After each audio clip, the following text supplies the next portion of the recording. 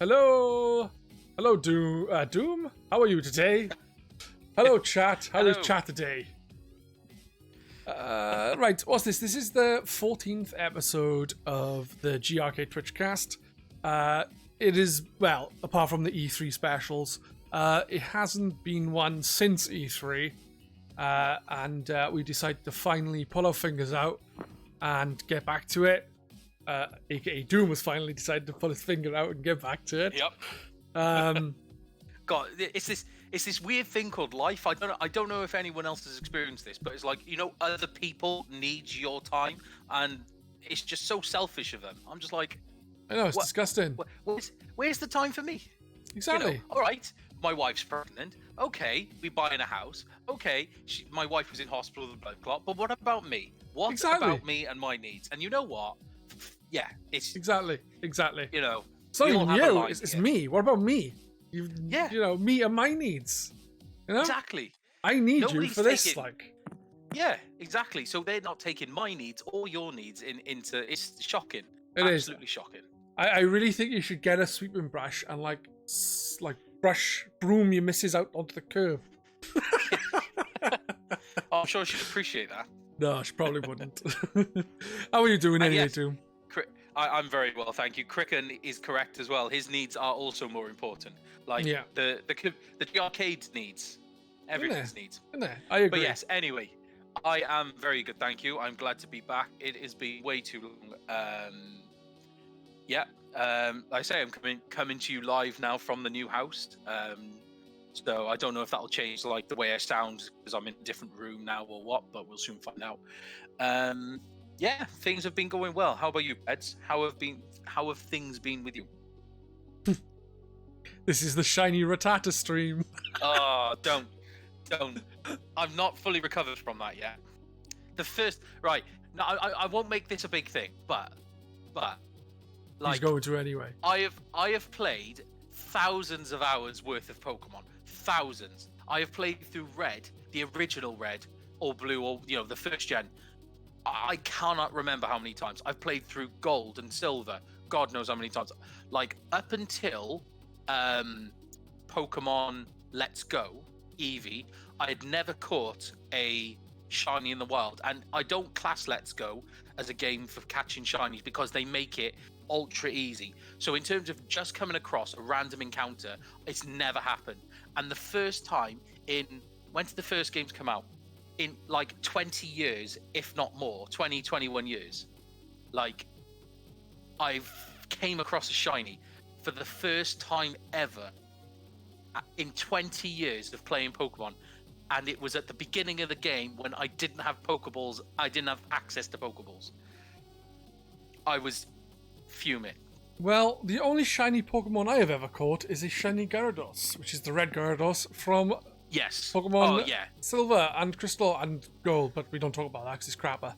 So, anyway, I am glad you're well. Even though I did tell you though that when I was the very same day that you posted about the Rattata, I was watching another stream by Easy Allies, and they caught a shiny Rattata. Did they? Yeah. Oh, flipping hell! See, it's like should I tell you what that is? That's like being reincarnated. I killed my shiny Rattata or Rattata because I couldn't do anything else, and I thought, you know what, I'm getting something out of it, so I killed it, and it obviously manifested itself back in someone else's game. That crazy. Yeah. What was I going to say? I don't know what I was going to say because I've forgotten. Sorry, the missus decided to start speaking to me, and she's annoying. God. Anyway. Mine's just gone to work, so I've got the house to myself. So.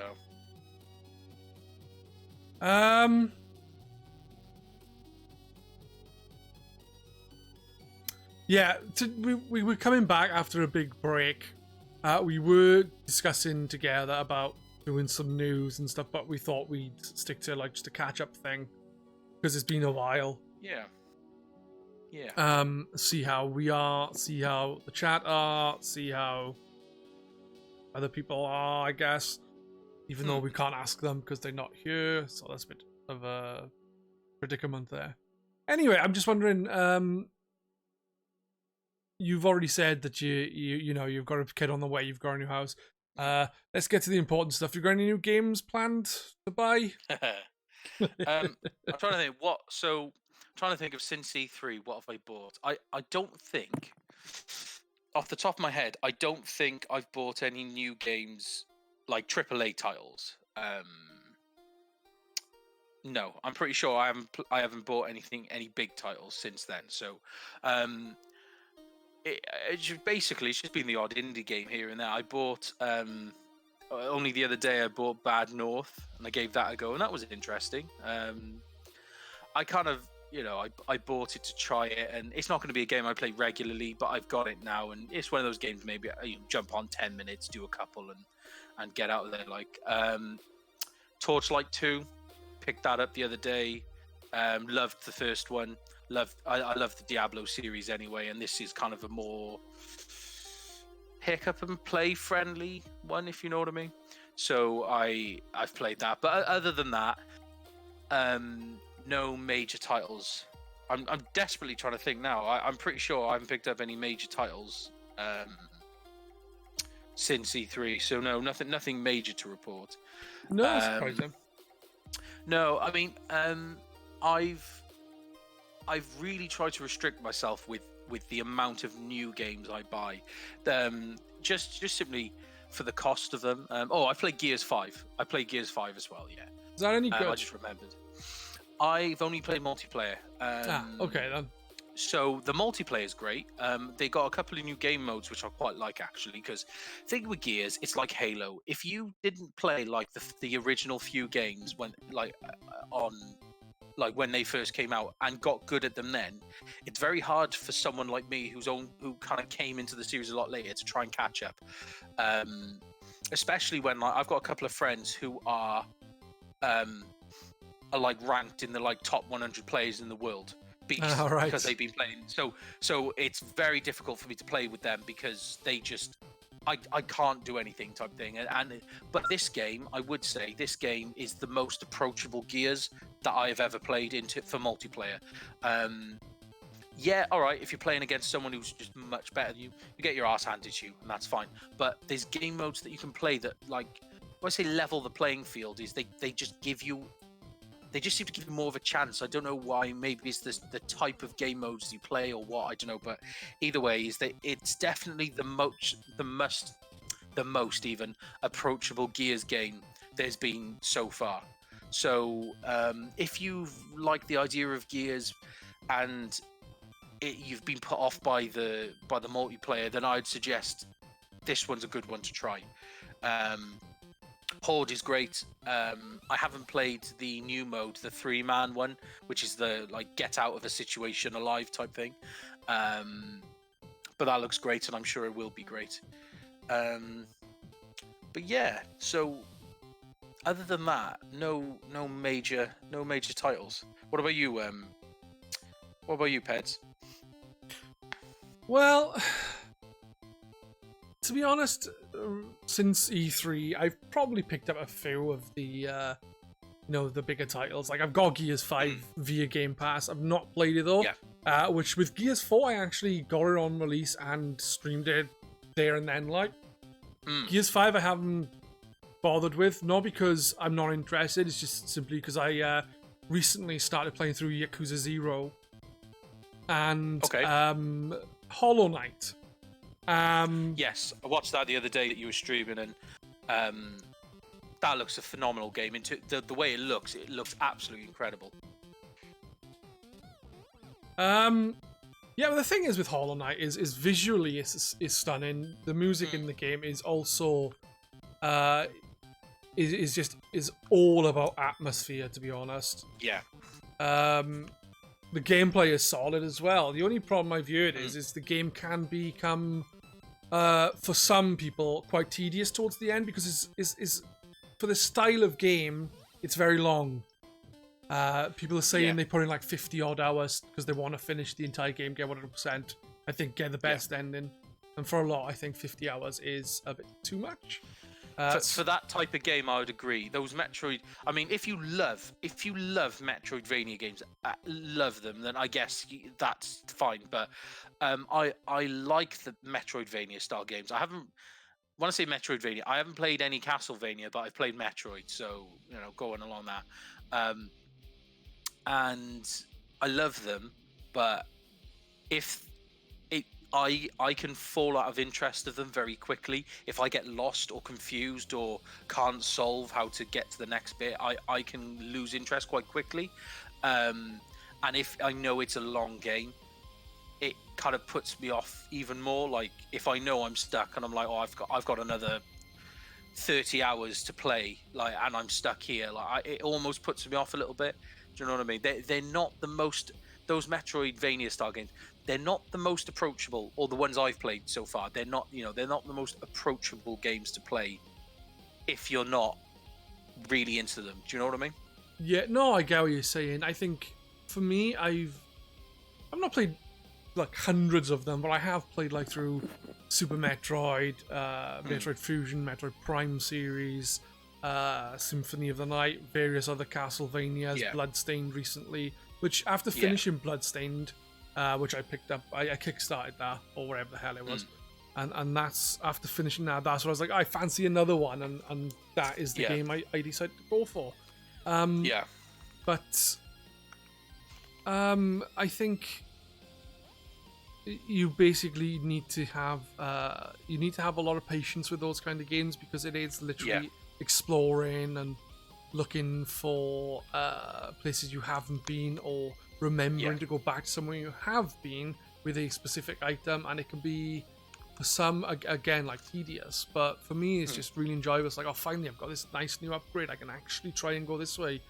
Don't get me wrong, sometimes it is frustrating even for me, and I'm guessing for other people who enjoy Metroidvanias, but that's it. It's remembering what you've got to do or where you've got to go. And like you said, if you've got to backtrack, my memory, if you speak to anyone I know, my wife especially, she'll back this up. I've got the worst memory of anybody. I will forget things 5 minutes after you've just said them, and I'm like, what? Like, I've got it bad. So if these games are expecting me to remember a path that I need to track back to for like 10 hours before in the game, you've got no chance. Do you know what I mean? Unless I stumble upon it, I've got no chance of remembering. And that's the problem, is like, these games look amazing, and I love the idea behind them, and I played them as a kid, but I've never completed one, and that's something that I'd love to do, is just complete one, just to say I've done it. Do you know what I mean? So that's, maybe I'll try and make that a bit of a quest before the end of the year. Can I finish a Metroidvania game? Like, so I might give that a little challenge to myself. I tell you what, is Bloodstained. I played that recently because that recently came out. I think it was in June I played that. That's a Castlevania-like game. What were they being by Iga, who was worked a lot on several Castlevania games. That is very good, and for the most part, it is actually all right. There was 2 parts that I found particularly difficult, but for the most part, it was easy enough to get through. I think in 2 or streams I did it there, I was like, oh, where the hell do I go? And I searched around for an hour, and I'm like, oh my god, there's a door there. I was looking on the map, like I can't find where I'm going. What am I doing? What around? Looked at the map, I was like, oh my god, there's a doorway that I just haven't been through. Why haven't I been through? I've gone there, and then it's like next section. I was like, god damn it. Stuff like that. But it's all fun. It's all fun. Like, just to give you an example of like how bad my forgetfulness is. As I said, I've played through the Pokemon games a lot. I still get lost playing the first. Like, I still get lost playing the Pokemon games, and like I know those games on the back of my hand, and I still forget certain things that I shouldn't forget. You know what I mean? So again, I don't have a lot of unless I literally like breadcrumb my way through the whole game. I'm really bad. So I am going to set the task, I think. Can Yeah, I I complete think a Metroid style game I'm trying to think before of the a end of the year? honestly, it depends on if you care about like the story aspects of certain games, but I think Yeah, Metroid Fusion would be a good one for you to play through. I Not love because Metroid Fusion. Sorry, I if you love Metroid Fusion. have you I've never finished completed it? it. Ah, see, No, the thing is, I find that but that game, I love it. I think that game has a bit more hand holding than your typical Metroid game or game in that style. So I do think Yeah. that would be a good one to begin with. Also, Okay. Zero Mission is good as well, but it doesn't have the same hand holding. But Yeah. from my memory, we are going back, say, from when I was like 20-ish, maybe younger, Yeah. when that came out. Zero Mission was quite short, so it wasn't very long. And a pretty interesting end section that they added on to the game that wasn't in, obviously, the original Metro. No. I tell That's you good what, to though, know. I also got Astral Chain and Fire Emblem Three Houses, and they're still in the packaging from when they arrived. What? I was okay. I was speaking to Cricken. I've said it to another person, Faz. That while I have Three Houses, I'm more interested. For some reason, I just want to go back and play Path of Radiance and then Radiant Dawn, the GameCube Fire Emblem games, and the GameCube and Wii Fire Emblem games with Aiken, because I started playing Path of Radiance back when it came out. I did like 4 or 5 battles, and I was like, yeah, I'm fed up of, because the problem with me and Fire Emblem is I like to play on the classic rule set. Even with the newer games, I'll play with the classic rules. So if someone dies, they stay dead. I've never played. Right. I was going to say I've never played one, so I'm a little unaware Well, of the classic rules is if someone dies, they're dead. The character is gone. They are dead. Right. My issue is I like to play with those rules, but if someone dies, I then restart. So there are many times I'll just keep restarting over and over and over, and I'll spend literally like 20 hours on one fucking battle, simply because I keep losing one character. And I guess at the same time, if you want to play a classic and actually stick to it, is if a character dies, yeah, carry on playing and just don't have them. Yeah. But I just don't like my characters dying. But since I'm not sure if it was before Awakening, but I know in Awakening onwards they've had like an easy rule version, Baby Fire Emblem, where I think the person doesn't actually die and they just get mortally wounded or something. Yeah, I think they get mortally wounded, or they somehow get like knocked out for the fight and they're back in the next one. Yeah. Like, What the GameCube one? Isn't that the one that's really expensive now? If you try and buy it. I haven't got a clue. Yeah, there's a Fire Emblem game for the GameCube that's really expensive now. Well, I think there's only one Fire Emblem game on the GameCube, so there we are. It must be that, then. Yeah, I don't know. I'll have to have a look upstairs. Oh, there you go. A Cricken says the GameCube and the Wii one's really expensive. Yeah, because I was just having a look at some of those games, and crazy expensive. Like the is it Path of Radiance that's on GameCube?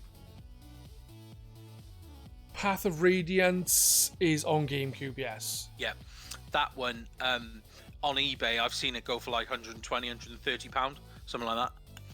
Which I know there are more expensive games out there, but that's a lot of money for a game. Like, I refuse to pay, 70, 80 pound for Skies of Arcadia, and that's why I bought the US version, because over here it's worth less because less people, like, not many people have an NTSC GameCube or a freeloader, so freeloaders were easy to come by back in the day. But I have people don't think of them now. I have the Q, so I don't need to worry about loader. I'm so jealous. I am honestly. I don't think you understand how jealous I am of you, because the fact that you own the Q. Well, I've only got one. Just the one. I'm so jealous. Yeah. Crazy. So anyway, right. So, any other notable games that you've played recently, or? Well, apart from Yakuza 0, which I'm... Right, Yakuza 0, right? It starts the game, right? You start the game, and it starts with this guy having his ass kicked by Kiryu, the main character, for the game. Well, and it's like really serious, and then like loads of shit happens, and it's still really serious. And then you get to wander around and start doing side quests and stuff, and it is just stupid. I've never played a game where it is ultra serious and ultra silly at the same varying moments of the game, and it melds really well together. It's like a perfect mix of them. Like, great. Combating is great. Everything about it is really fun so far. But I haven't really. I don't think I've played anything particularly new that's come out. No. To be honest, I think I played through Paper Mario last month and a few other games, but again, they've mainly been, apart from Bloodstained, I've mainly been playing games that came out like within a lot. I think All Night came out in 2017. Yakuza 0 did as well, I think. So the games have been out for a while then, apart from that one. Yeah. So there's nothing really new that I can think of to speak about. No. Well, that was the point I was getting at earlier with, you know, the cost of games these days, you know. I'm trying to limit what I'm actually buying to, one, the games that I know I'm definitely going to play, and two, either try and play something that I've already got in my back catalogue, or replay a game that I've already got, or if I want to pick up a game, have a look at what's there for my other consoles. Like, nobody cares about the 3DS anymore, so like I'm always having to look around for like 3DS games, see if there's anything interesting there I can pick up and stuff like that. Do you know what I mean? Because there's so many games that I'm going to have just as good a time. It doesn't matter when they were released. I'm still going to have a good time playing them, and I don't have to pay 60 quid. Give that to me and tell me to go and buy like some 3DS games, DS games, GameCube games. I can get a lot for 60 quid, you know, and I'm still going to have just the same amount of enjoyment. Yeah, it makes sense. Yeah. I bet there are a few games on there that are going to be pretty pricey though, but oh yeah, especially when people overall, really start fucking collecting shit. Like, yeah, well, I mean, for instance, I mean, the GameCube now is starting to get to that point. You know, it's all to do with the generations. It's like the generation that really remembers the GameCube as a beginning of their teenage years, which is my generation. They're all starting to get to the age now where they've got jobs which gives them the money, but there's a lot of people who are my age who don't have families and houses that they've just bought and stuff, so they have the income disposable to buy these things. Hence why now you're going to start seeing the prices of GameCube games and systems start to rise. Well, they've been rising for a couple of years, but it's kind of my generation, and maybe, you know, people who are a few, like between 25 and 30, say.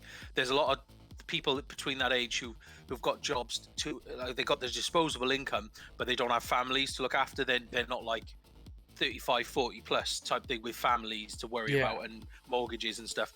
And so all of a sudden you're going to see people get back interested in that, you know, and in another 10 years time, the Wii will be the same. Do you know what I mean? oh yeah, definitely. Yeah. That's the problem, and it's like you want to play some of these old games, and then it's like, well, I have to spend hundreds of pounds to do it. It's like, fuck that. Yeah. Like, so you've always got to try and stay ahead of the curve, you know. Imagine the Wii U wasn't super popular. Imagine what it's going to be like in 20, 25 years time when the Wii U is considered a retro console, and people who were kids growing up then, like now, who've got the disposable income, like the Wii U wasn't super popular. Imagine the money those consoles could go for. You're right. Yeah, the chances are Wii U stuff is gonna be, potentially, yeah, going to be crazy. So yeah, it's always trying to stay ahead of the curve, you know. Hence why I said, you know, I look at DS games, 3DS games, because, you know, they're not in that kind of range yet, you know. Alternatively, older systems again have fallen out of fashion. So NES, you know, SNES, never called it the SNES, the SNES even. That generation have now got kids, have now got mortgages, etc. And so they're not buying the game, so the prices of those are coming back down. Do you know what I mean? It's like a wave. Well, hopefully, because I wouldn't mind getting a few at some point. Problem is I don't really want to buy PAL games. You don't want to buy PAL games. I want 50 hertz shitty games. 60 hertz proper games, you know? Thinking of some old games, do you have the wonderful looking Mega Drive Mini pre-ordered? I do. And you know what? I don't need it. I absolutely don't need it. I've got a Raspberry Pi 3B Plus, which I could load up with everything those consoles could ever do. Plus, I could buy a real high quality case to put in it.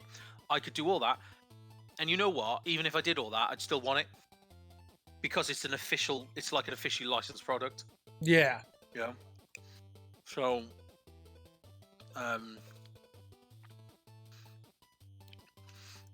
yeah. What are you eating, man? What are you eating? I'm eating mint chocolate chip ice cream. You bastard. The Where's whole my tub mint chocolate ice cream? It's one of these ones that's like low calories, so the whole tub is 320 calories, and I'm going to enjoy the whole tub. That's not very nice. That's not very nice at all. I love ice cream. Yeah. It's a big thing for me. Hey Jawa, sorry, I've just seen you enter the chat. Have I missed the Wii U fan club slot? Well, we did touch on it. All we said was that talking about the generations now that are starting to get interested in collecting, and the reason why you'll see prices of the GameCube and the Game Boy Advance rise is because the generation of kids that had those consoles, which is my generation, 25 to 30-year-olds, they've got the jobs so they got the disposable income, but there's a lot of people between that age who don't have families and mortgages, so they've got the disposable income to spend on all this stuff. Alternatively, the people who are older now, who are collecting for like the SNES, for instance, and the N64, they are past in the grand scheme, but not everyone's got kids, obviously, but overall, a lot of those people now have kids, they have mortgages, and they can't buy them, so that's why you see a drop in the price of those now. And we were just saying, in like 20 years' time, the Wii U could potentially be a real collector's piece worth a fair bit of money if you've got it boxed, because not many of them were sold. So in 20 years' time, when the kids who played that console have got the disposable income, you know, they could be, you could see a resurgence for the Wii U back then, you know? So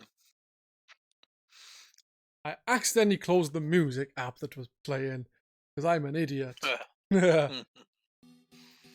But yeah, and the Wii U gamepads will be rare. Yeah, well, I can imagine. I can imagine them being a rarity, especially, like I say, in good condition. So, you know, we'll come back in 20 years' time when we're obviously still doing this Twitchcast, and we'll be able to review the situation. So that's what I think.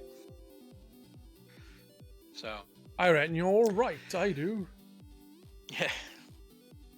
But the thing is, as well, is you know,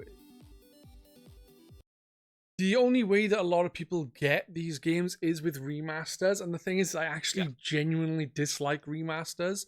I get why they done, but at the same time, it's like I'd rather something new to come along, and you can and I always feel like you can, even though it's a pain in the ass, you can get the other games. Yeah. But at the same time, when I see a remaster that comes out, like a remaster that came out, for example, say Last of Us. There was Last of Us that came out, then Last of Us Remastered came out like a year later on the PS4. And it just, to me, comes across as fucking, I don't know, I wouldn't say lazy, because work does go into it, but money grabbing. It's a cash grab. No, you're right. It is, exactly. and then I'm not.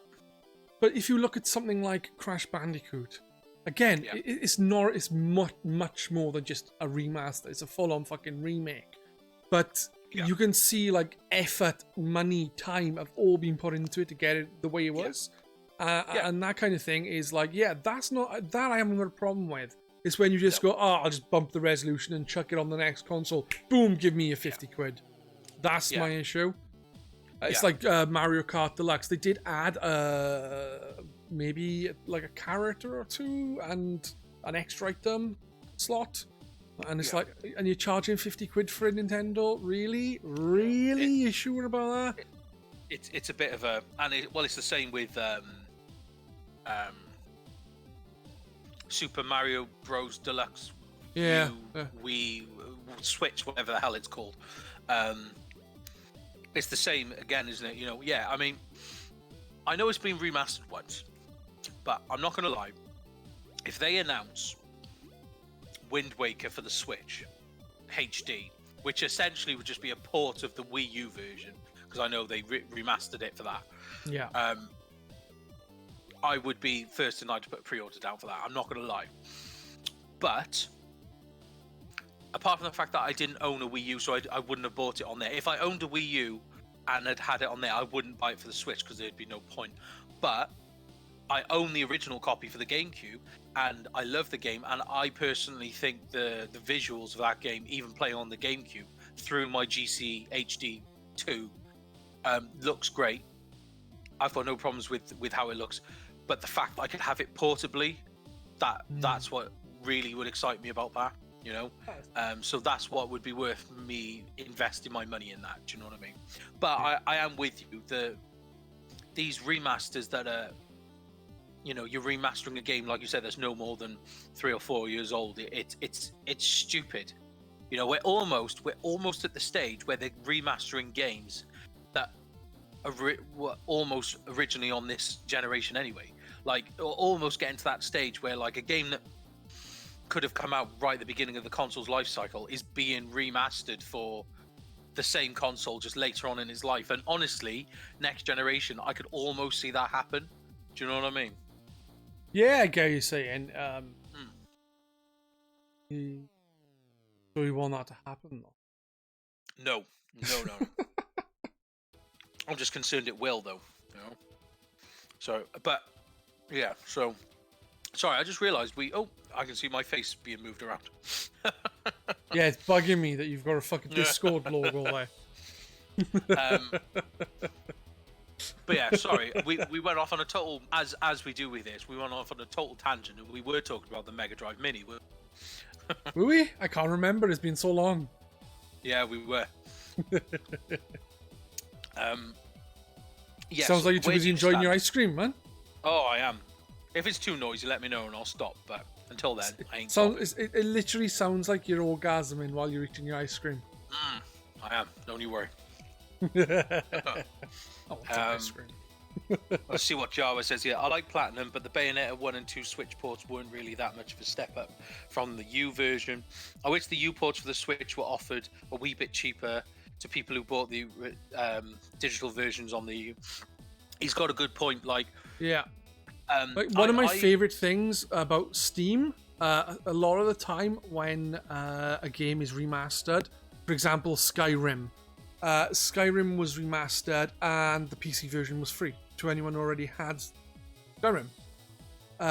It did it with they've done that quite a few times on Steam.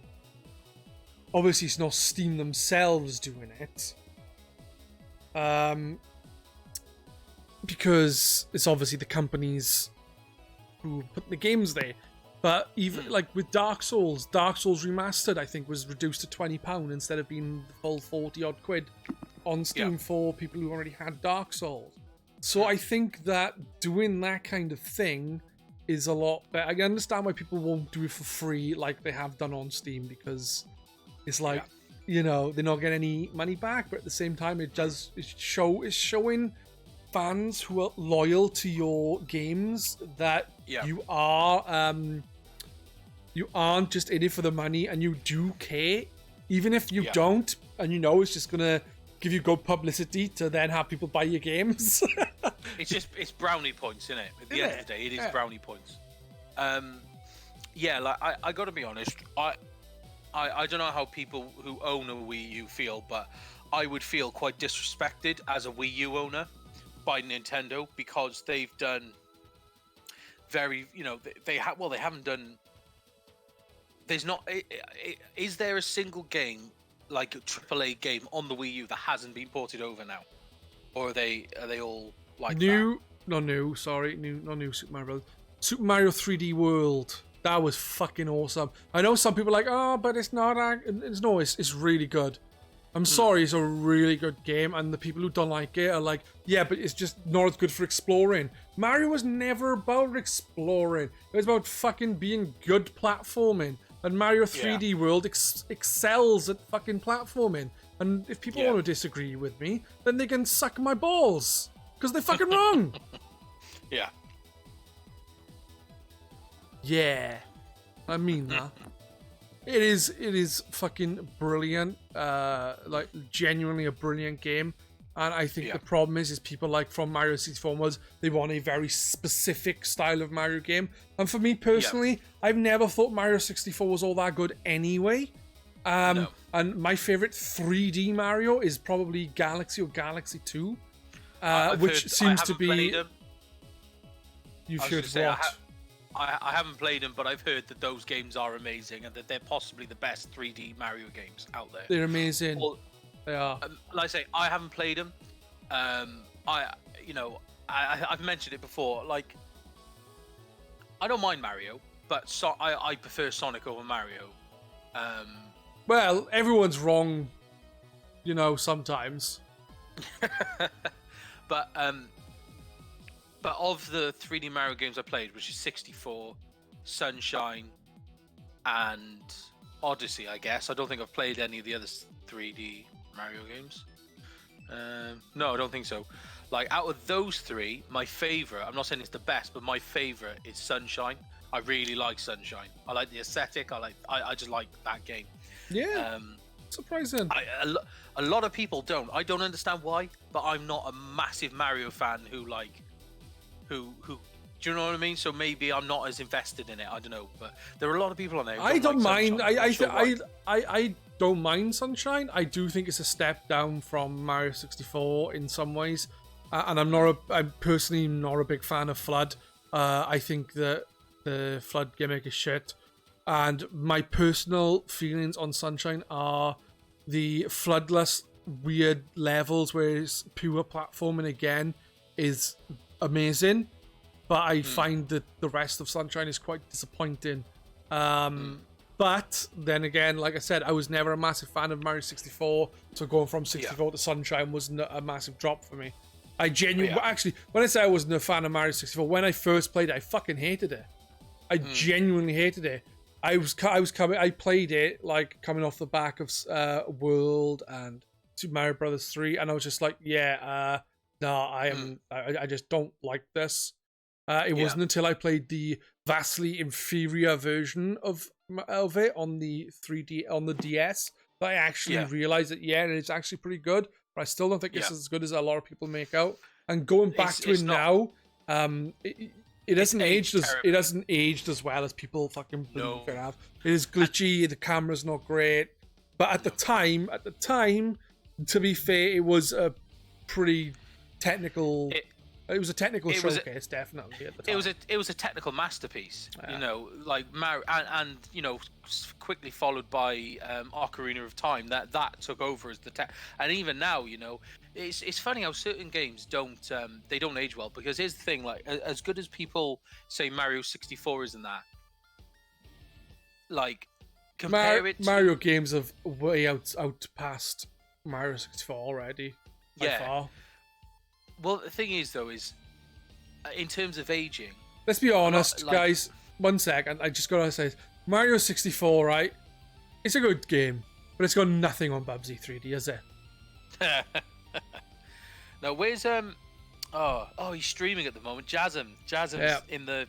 He's streaming. He should be here. We could talk about Bubsy for hours with him. Oh well, he's missing Bubsy chat now. The thing is like back in the day, I liked Mario and Sonic. I preferred Mario to Sonic, but I really like Sonic. And I find that where Mario has generally very good games, even if they are a bit up and down, like for me, Sonic was like Sonic 1, 2, 3 and Knuckles, amazing. Sonic Adventure 1, it was alright. Sonic Adventure 2, it was alright. Sonic Heroes was a little bit worse. And then it all went downhill. And then Sonic 06 came out. And to be honest, the only way was up from there. Like, Sonic is definitely a roller coaster of emotions to play. Like, I like this game. I hate this game. I like this game. I hate this game. Which Sonic game was it that you turned into a werehog or whatever the hell it was? Sonic something or other. That was someone will say in chat, Unleashed, that's the one. Unleashed, I was thinking, there we go. I kept thinking Lost World, but Lost World was something else. Yeah, you know, but like you said, if you go back and you take the first 3 Sonic games and compare them against the first 3 Mario games, who wins? Just those 3. Sonic and Tails, and Sonic 3, which is Thingy and Knuckles in it. Me personally, I would say Mario, because Super Mario Brothers 3 is for me the best 2D Mario game by far. And what you also got to remember is when you're comparing Super Mario Brothers 1 to Sonic 1, there was about 7 years gap between them. Yep. So I think if you was to realistically compare, you would want to compare Super Mario World to Sonic 1. Yeah, true. They're around the same time. That's my opinion. But no, they like, I genuinely think Super Mario Brothers, Super Mario World did iterate on a few things from Super Mario Brothers 3. But Super Mario Brothers 3 just innovated, you know? Yeah. The thing is, as well, going back to Mario 64, as good as it was a technical masterpiece at the time. You know, that was the game. I remember when I had N64 for the first time, and the first 2 games I got was GoldenEye and Mario 64. And I remember it blew my little mind when I must have been about 8 or 9. Yeah. And my little mind was blown at the fact that these were like 3D. Before then, I was playing the Sega Mega Drive and a Game Boy Color or whatever I was playing at the time. So this was huge, you know. But looking back at it now, as you said with the aging process, which game is remembered? Is remembered as or will be remembered as a timeless classic? The Mario games on the SNES or Mario 64? Realistically, when you compare them, because the difference is, for me or just in general. Well, both, because for me it would be the Mario games on the NES and SNES. I think Mario 64 will, for me, be remembered as the starting point of where Mario started. Like, if it wasn't for Mario 64, we wouldn't get the Mario games we have now. I would think. So I think it's responsible for the way Nintendo have gone with the games in that sense. But I think for the general public, I genuinely think people's rose-tinted spectacles will always suggest to them that Super Mario 64 was just unbeatable for most, and I just disagree. Yeah. It's only until they go back and play them as they realise, like you said, how janky 64 is now. And you could put it this way. Compare it this way. If they were to completely re-release the Mario 64 and put it on the Switch, as in original, like it's just a straight port, no tune-ups, nothing, straight port onto the Switch. And at the same time, they did that for which is your favorite Mario game on the SNES? Did you say? My favorite Mario game is Super Mario Bros. 3 for the Nintendo Entertainment System. For the NES. Though I do like the Super Mario Bros. All-Stars version of Super Mario Bros. 3 as well, which was on the SNES. So if you take that game and port it, straight port it, no tweaks, put that on the Switch, which one is going to be,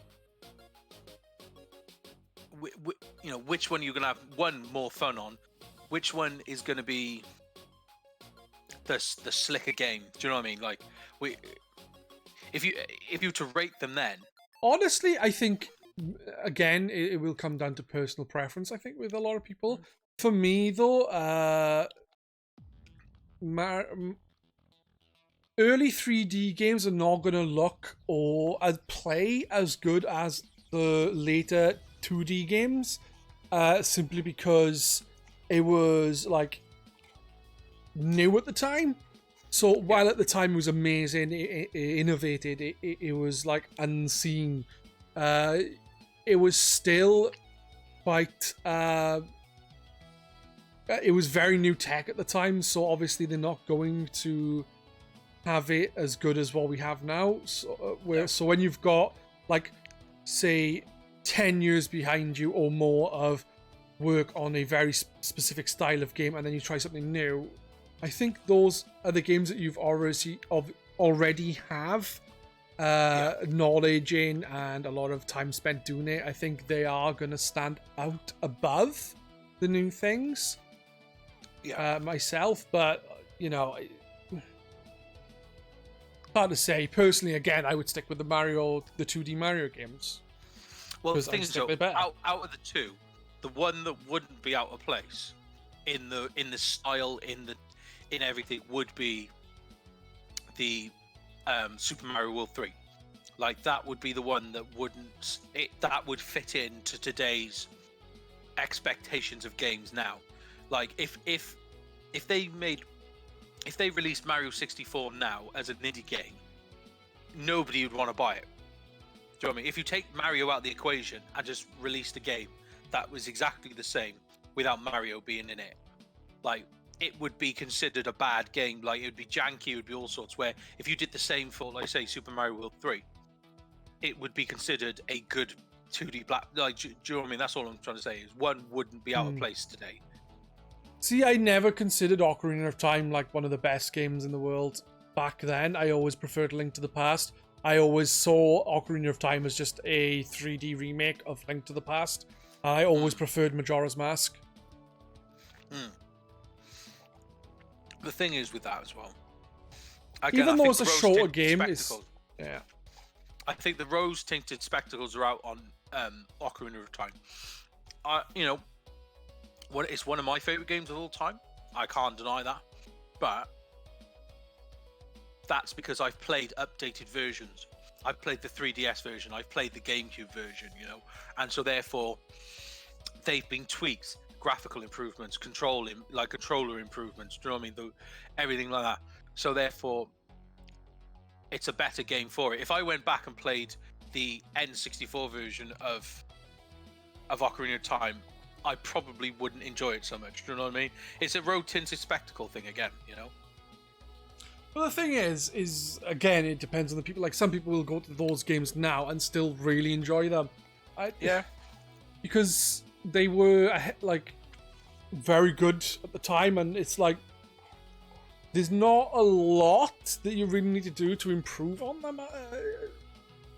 Not so much not a lot you could do to improve upon them, but they hit the formula well, and a lot of the times it's hard then to do the same thing, but somehow improve upon it, which is why a lot of the games, usually people are like, the first game's the best. So, first film's the best, first book's the best. Yeah. You know, first lay's the best. No, no one's ever said. Yeah, you know, Joe said the 3DS version of Ocarina is lovely, yeah. But a lot of people are not big fans of the 3D version of Majora's Mask. I think a lot Are of they people not? no, I think a lot of people don't like the 3D versions of Ocarina either, because they don't like the tone of the game. The color tones and stuff have changed a bit, and it just doesn't look as whatever the word someone said. I think it was Orange Raccoon. That's the thing as well in the Link's Awakening remake that's coming out. The Orange Raccoon is now brown. I'm very disappointed with Nintendo. Yeah. But yeah, I just think yeah, it is a funny one. Like I say, nostalgia, and this actually, I think this is a very good opportunity for us to move on and actually explain about some of the tweaks and improvements we're going to be making for the show. Yes, we're talking about nostalgia. So and retro stuff as there is. That's a beautiful segue. It is. It wasn't even planned, but we can use it anyway. So, talking of nostalgia and rose-tinted spectacles and all the so much, me and Pedz were talking about how we could improve the show, or maybe add a different dynamic kind of thing to it. Yeah, because we're very aware that the show involves so far just talking about some news, rambling about it, and go off and on tangents. And usually these shows can go on for well over 2 hours as a result of that, and that's okay, because we know a lot of you guys who watch this enjoy that. They enjoy the rant, the ramble. They enjoy the banter. You all enjoy that, and that's great, because we do have a lot of very positive feedback as a result. But at the same time, we kind of thought, well, you know what? Let's kind of treat this as a soft reboot, and let's just see if we can add. I don't want to say more structure, because that we don't want it to be structured, but let's just try and add some variety. What's the word? Yeah, variety. Yeah, that's it. We're gonna get a variety reacting every weekend. We're gonna start with Metallica. No, we're not.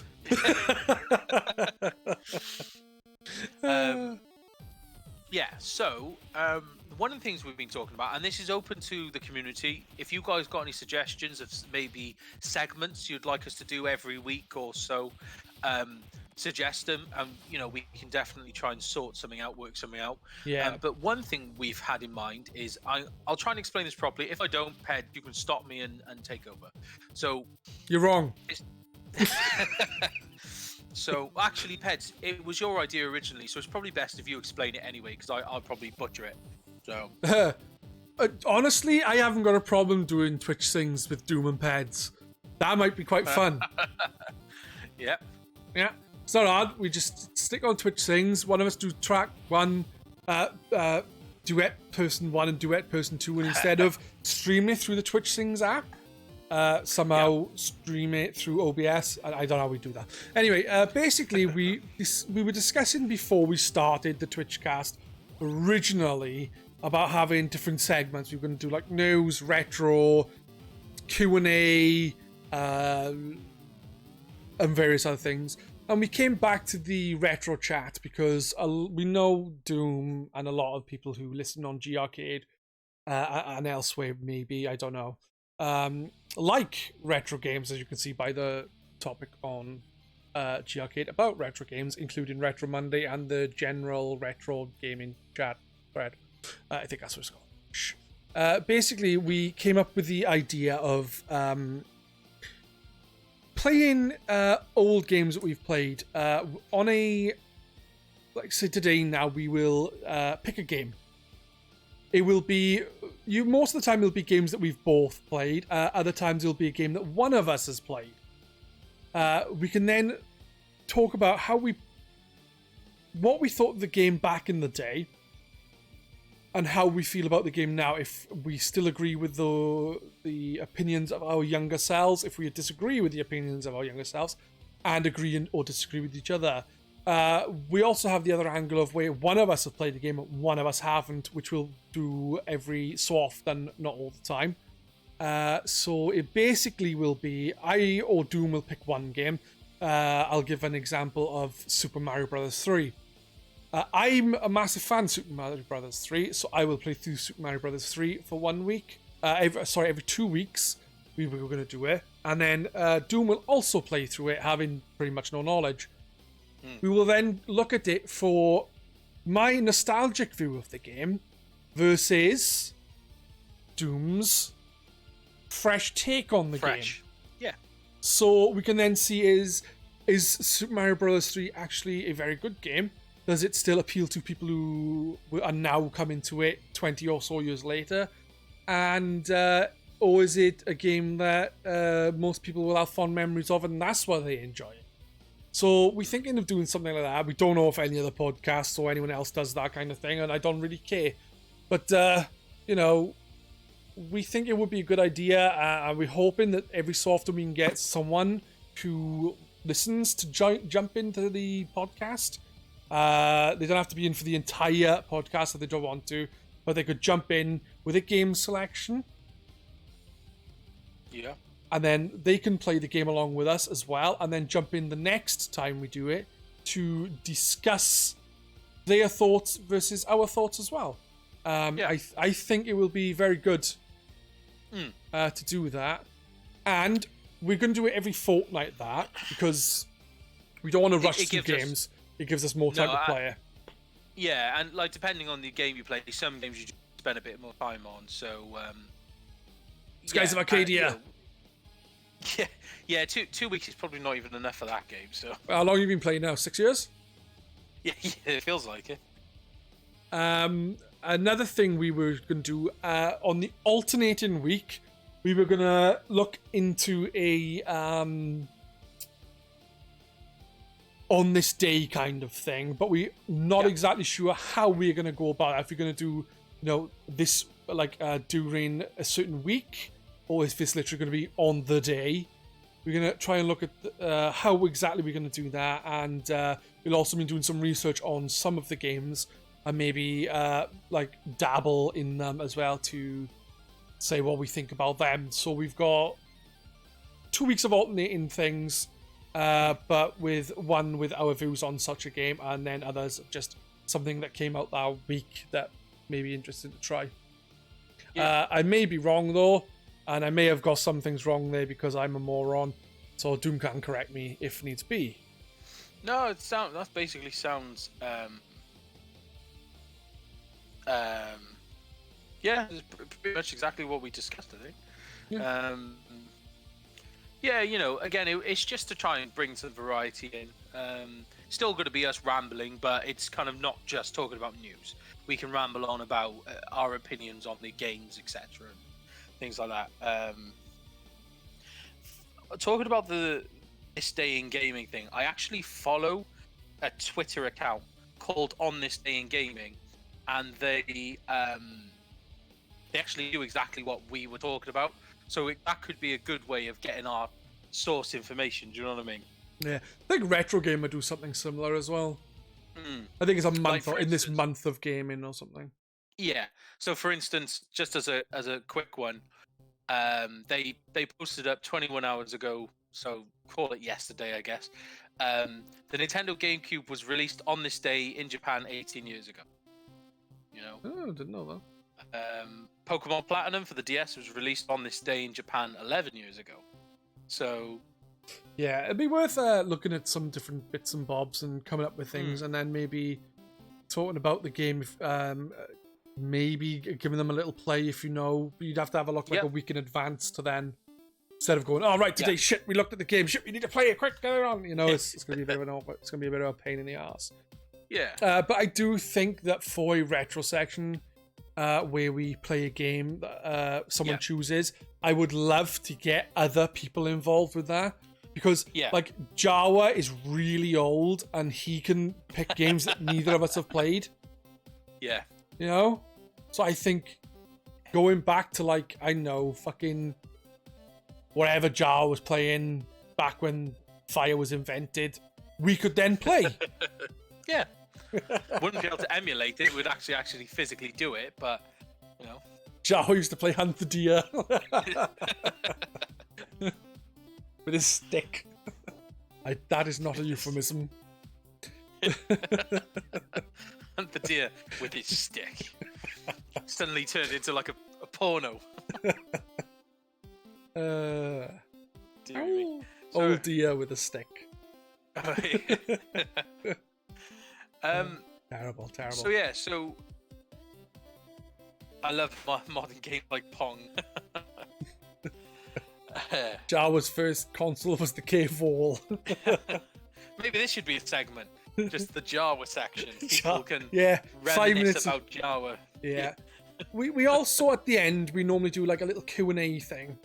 Which usually doesn't last long because people usually don't have a lot of questions to ask about the things we've talked about. But we were thinking that maybe what we could do is just see if we can sort out something on Twitter and on the forum and other places to get some questions from people in general, just to answer some things from our very unknowledgeable minds. Because it might be fun for someone. I don't know who. But we're always looking at different things, so if anyone has any other suggestions of something we could do, that would be cool. Like, we don't really do a what we play in normally, I don't think we usually talk about what we've actually played. I suppose we could do that, but again, I liked focusing on the news stuff, because it would segue into many different topics from just one thing, and we could do that as normal, and maybe we could always do a like what we've played through the month, what we've played through 2019, and then we on January the 1st, that's what we talk about. Every once a year, what was your favorite 5 games? What was what did you play exactly? And then just give a list and say, a list of 10 games, and say done, and then the podcast is over after 5 minutes. Yeah. That would be very good, actually. No, yeah. Well, no, I like that. I like that idea, though, of maybe just once a month, just saying, and what have we played in the last month? If there's anything interesting, anything we want to talk about. Otherwise, it's just we'll say the game, and then we can just move on with our lives. But at least we all know what we've been playing. So, or maybe what we're looking forward to in the coming months, or whatever. Yeah. So, speaking of, going back to a topic that we brought up earlier, this is like talking about rambling, talking about remakes and remasters and that. What do we think? Oh, hello, Patch. What do we think about the Link's Awakening remake that's coming out 5 days time? Oh yeah, awesome mod now. Yeah. See, apart from the Origin being brown. That's a remake that people like. That warrants a remake. A Game Boy game, a game that came out over 20 years ago. That warrants 25 years ago, even, wasn't it? Either way, that warrants a full remake, like they're doing. I love the style of the game. I don't believe it's full price. I've never played it. I do intend on playing it. What I mean by the style, I mean I love the style of the look of the game now in the remake. Like, I like the game anyway from way back when. Yeah. But I really like the look of it. It's like, some people have mentioned claymation, and to me that isn't what it looks like. To me, it looks like proper plastic toy. Like, the kind like Lego plastic. Kind of looks like that, but not Lego-like, It looks like the Pop Funko bobbleheads. Kind of similar, yeah. But it's like it literally looks like it looks like basically what Nintendo have done is, obviously it's not. It is actually video game visuals, as in computer graphics. It looks like they've literally made loads of a big massive plastic play set, and then they've moved the carrot around on that. Yeah. Oh, the game is £50. Oh, it is it? I'm sure I saw it for 40. Maybe I was wrong, though. Still, 40 for a 25-year-old game, and it's quite short if I remember correctly, but who knows what changes they made, and they have added the Dungeon Maker. But the Dungeon Maker doesn't sound very extensive. It sounds more like just like a side thing that most people will probably get fed up of quite quickly. It doesn't seem to be like Mario Maker-esque with shit tons of stuff. And that's another thing. Jawa mentioned Mario Maker earlier. That's the most he's played of Mario. And one of the things I was talking to Matt. For those who don't know, Matt is someone I usually play games with, along with Grum. Yeah. Matt was talking. He posted on Twitter today that he was finally starting Super Mario World, and we were talking then about. I think I was talking when I was streaming about how going from Mario Maker to Super Mario World the game feels completely different to Mario Maker. If I remember correctly, the Mario Maker physics for every single skin, every tile set, then Super Mario Brothers 3, Super Mario World, New Super Mario Brothers, are all based around the new Super Mario Brothers physics. So when you go back to playing the original games, they are actually quite different to how they play on Super Mario Maker. And I'm assuming that's the same with Super Mario Maker 2. Which is probably why they have 3D World a separate thing, because it's probably got its own physics set. Yeah. But it's like, I remember watching a streamer like ages ago, first playing one of the Super Mario Brothers games, and they were like, this is just not... They were like struggling so much more playing through, I think it was Super Mario Brothers 1. So much more with Super Mario Brothers 1 than they were with doing like these fucking stupidly difficult Super Mario Brothers 1 Super Mario Maker levels, because the physics are so different. Yeah. It's just... It's surprising, like, and the game is obviously just very, very different. It's just got the same fucking... the look of it, like, you know? Yeah. But it actually plays quite differently. So, right, we know that Link's Awakening has a Mario Maker-esque, well, basic dungeon making thing, and there's Super Mario Maker. Is there any franchise you would like from Nintendo to do a Super Maker version of? And also, is there any other game franchise in general, like, say, one Nintendo franchise that you would like Nintendo to do, and say 2 other franchises, or maybe 3 other franchises from other companies? I think from Nintendo, Super Metroid Maker would be pretty cool. Oh, some of the levels people make would... Oh. They'd be nuts, wouldn't they? But I think that could be... I think that'd be awesome, like a Super Metroid Maker, definitely. What else would I like to say? Cricken Star Fox Maker, so I could make a good Star Fox game. To be fair, while Battle for Atlas, Star Link Battle for Atlas is technically not a Star Fox game, because it has Star Fox characters in it, I would actually say it's a good game with Star Fox in it.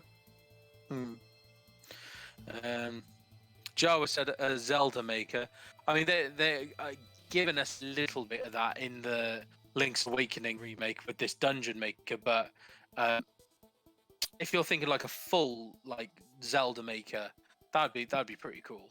I do wonder if this thing will now be a little tester to see if, like, they've put this in now, and then like a couple, like, after Breath of the Wild comes out, maybe like a year later, here is Zelda Maker. Yeah. The Legend of maybe. Zelda, the maker of masterpieces or something. Yeah. Yeah. That could be interesting. I didn't know where to go, but I was like, the maker of the maker of the Wand of Gamaleon, or whatever it's called. Gamelon. You dug yourself a hole that you needed to get yourself out of it. Yeah, and you yeah. did, to be fair. You got yourself out of it.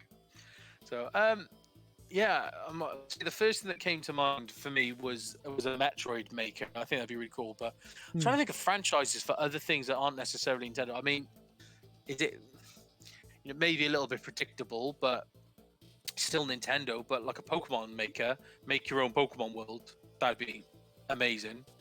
Animal Crossing. Like when I say make your own town, you do that anyway. But properly make your own town from the ground up. Could be interesting. That could be good. Non-Nintendo franchises, please. Non-Nintendo. Yeah, and remember, I don't mean just like once. I'm thinking like you could pick 3 different games from 3 different companies. So you could go for like, I know, Doom Maker to, I don't know, Pedz Maker. Oh god, put me on the spot now. Jao says I like a Pedz Maker. I will find him and I will hunt him down and I will cut his toes off.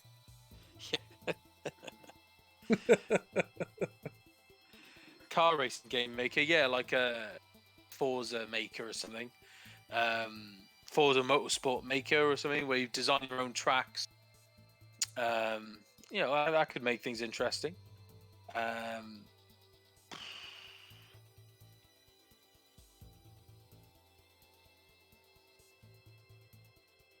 Doom has no idea. Nope. I'm genuinely shocked. Doom is a good one. Doom Maker would be an awesome one, actually. I am genuinely shocked. The first thing you didn't say was Sonic Maker. Oh yeah. Don't know why. I don't know why, but that didn't even cross my mind. But yeah, Sonic Maker would be awesome. Everybody super Sonic making. Should I tell you what I'd like to see? You could make a game if you want. I would love to see a Sonic R remake, because I played a lot of that on PC back in the day. I want to see a Sonic R remake, but make it where you also have a maker in it, so you build your own tracks and you race on them as Sonic characters. I would like to see another Sonic R. I wouldn't mind it being remade, but the problem for me is that game is rather small, so I think then it could be. There needs to be more tracks to it then.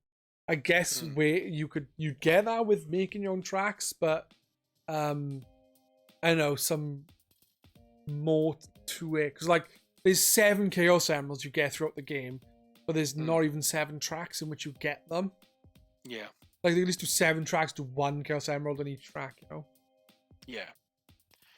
Yeah. No one wants that, Trick Gun. How dare you? Dear me. Shocking. Absolutely shocking. No, you know, I've played a game called, you might have heard of the game franchise called Mega Man at Capcom. Yes. Well, on PC, I don't know if you can still get it, there was a fan-made Mega Man Maker game, and that was really good. Oh, okay. I would love an official Mega Man Maker where you can play as Mega Man. Proto Man. That'd be pretty cool. I mean, I don't play... Sonic R was Saturn, yeah. It came out on the Saturn and a PC. Yeah, I personally haven't played Mega Man games, so I'm not the best one to give an opinion on that. But I have seen the games, and they do lend... I could see them lending themselves well to that type of game, like a Mega Man Maker. Mega Maker Man. God, there we go. And then Mega Maker Man X and Mega Maker Man Zero and all that stuff. Mega Maker Man ZX. Well, there was announced recently was Mega Man Zero and Mega Man ZX are coming to are being re-released on like the new consoles PC. And they were originally on, I think it was GBA and DS, and I'm not sure about 3DS, but you know, it'd be cool having them play on a console, on my TV, on a tiny little screen. Yeah. No, there's a lot of things. I to be honest, endless jump, slide. God damn it, Graham. You know, to turn a good thing sour, I don't know. Just piss all my chips, so I don't know. Yeah, no, I think that you know, we've probably talked about the whole Maker things. It's just I thought I'd bring it up again simply because with the whole Zelda dungeon thing, I do wonder if this is like if this becomes popular, even though it's what looks to be a very basic dungeon builder. Is it a tester for if people really like this and actually start doing stuff with it? We should go into a full Zelda Maker. Yeah. Oh, I can definitely see that happening. For sure, I can see that happening. It's a watch this space situation, isn't it? I think we won't see anything until after Breath of the Wild, but or Breath of the Wild 2 even. Yeah. What did you think of that then? Because I haven't spoke to you about E3 stuff since E3. I think Nintendo was the last one we did, and obviously you weren't there because you were busy. Yeah. I don't remember what you were doing. You were busy. What did you think of the Breath of the Wild 2 reveal then? I didn't think much of it, to be honest. Like, I didn't lose my shit over it like some people. Do you know what I mean? I know it's not released until. Have they said next year, or have they just said it's in don't development? Think they've said. I think No, it was in development. So, I don't want it to come out for a couple more years yet. So if it comes out next year, I'll be disappointed. Or it'll turn out to be a mobile game. Exactly, you can see it happening. But yeah, for me, Zelda games are they're like the epitome of games that are not rushed. You know, there needs to be years. Oh, Wind Waker was incredible. It was still rushed. Yeah, I guess, but they cut out a dungeon completely just to get out on release time. They added the Triforce quest because they couldn't add the stuff they needed to. Yeah. So that game was fucking rushed. But I still love it. But overall, like they're not stuck to a time, like to a schedule where there's one every 2 years or one every whatever years. No. You know, and I just like, for me, Breath of the Wild is at the moment it's only 2 and a bit years old. That for me, for a Zelda game, that's quite young. Like I know Majora's Mask came out like not that long after a year, wasn't it? Ocarina of Time, yeah, a year. But the difference was that was originally going to be like a DLC expansion, so they were already developing that pretty much alongside, or literally like as development for Ocarina of Time would have slowed down, they would have started development on the add-on. So that already had the time to kind of be sorted out. You know what I mean? But yeah, I don't know. I just kind of feel like if that game comes out next year, that hasn't. For me, it almost doesn't feel like enough time has gone before we need another Zelda game. Like Zelda games, I think we don't need a lot of. We need them. I think once every. I think so often. One thing that would makes a difference with the Zelda games is if they're making a Zelda game, if you notice, most of the time it's a console. Not always, but most of the time it's a console. Yeah, and I'm happy with that. A console, I'm happy with, and yeah, Cricket said there, Breath of the Wild 2 is still ways away. Yeah, I mean, if they've only just started developing now, we've got years before it comes out, and they must have started developing right. I reckon, like just as it was coming to a close. I reckon they've been developing it for a while now already. Yeah. But the thing is what you got to remember is if they are making a game which is using all the assets of the first game, then it's going to be done a lot quicker, which is what happened with Majora's Mask. I believe Anuma was tasked with building a game within a year by Miyamoto because of some fucking reason, and he basically just used all the assets from the other game and just twisted them to his own fucking nightmarish world, which I liked. And the trailer, there's a darkness behind it. Do you know what I mean? With the trailer for this next game. So, I mean, is it going to be compared? Is it going to be compared, and like, is it going to be the Majora's Mask? That's what I wanted. I've said since Breath of the Wild came out, I want a Majora's Mask of the Wild. That's a stupid name. I don't want it to be called Majora's Mask of the Wild, but it was just a way to convey I want Breath of the Wild, but with a much darker tone and that kind of thing. The wonderful quests that you get in Majora's Mask. Yeah. And that's what I'm hoping for. My biggest disappointment with the Breath of the Wild 2 trailer was that I didn't see with a moon in the sky with Samuel Jackson's face on it. Yeah, but so I kind of got the feeling this is going to be like the Majora's Mask to Ocarina of Time. It's gonna, like, I kind of get that feeling. It's using the same assets, but the trailer made out that it's going to be dark, like much darker. Like Breath of the Wild was very vibrant and bright and airy and open, and do you know what I mean? Where this, I can almost see it being. It's still going to be open. It's going to be the same styled game, but I can imagine it being a bit more a bit more darker. The subject matter is going to be a bit deeper. Do you know what I mean? There's going to be. I almost get the feeling that this game's going to have an air of like tension. Like Majora's Mask, always tension. You got 3 days till the world ends. I know you can go back in time, but don't change the fact that you got an angry-looking moon coming straight at you. Do you know what I mean? It's intimidating, and it does get closer, and you know. Yeah, and there are a lot of people. There are a lot of people that genuinely were scared by that moon, the face and everything. The funny thing is, though, is what I liked about that game is I liked people who the moon was coming down, like, but they were like, oh yeah, everything's gonna be fine. We'll just have our party as normal. And then gradually over the days, they get more and more fucking terrified. Yeah. And then the last day, they are shitting them. And I'm pretty sure in the last 5 minutes, they're all fucking gone. Yeah.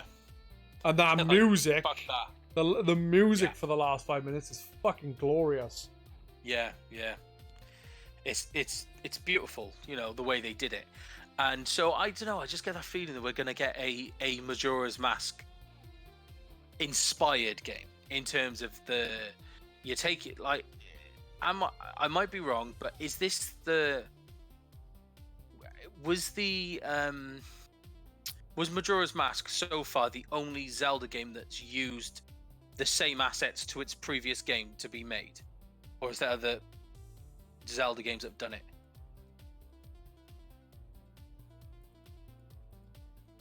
I think it might have been, but. Is it the only one that has had like?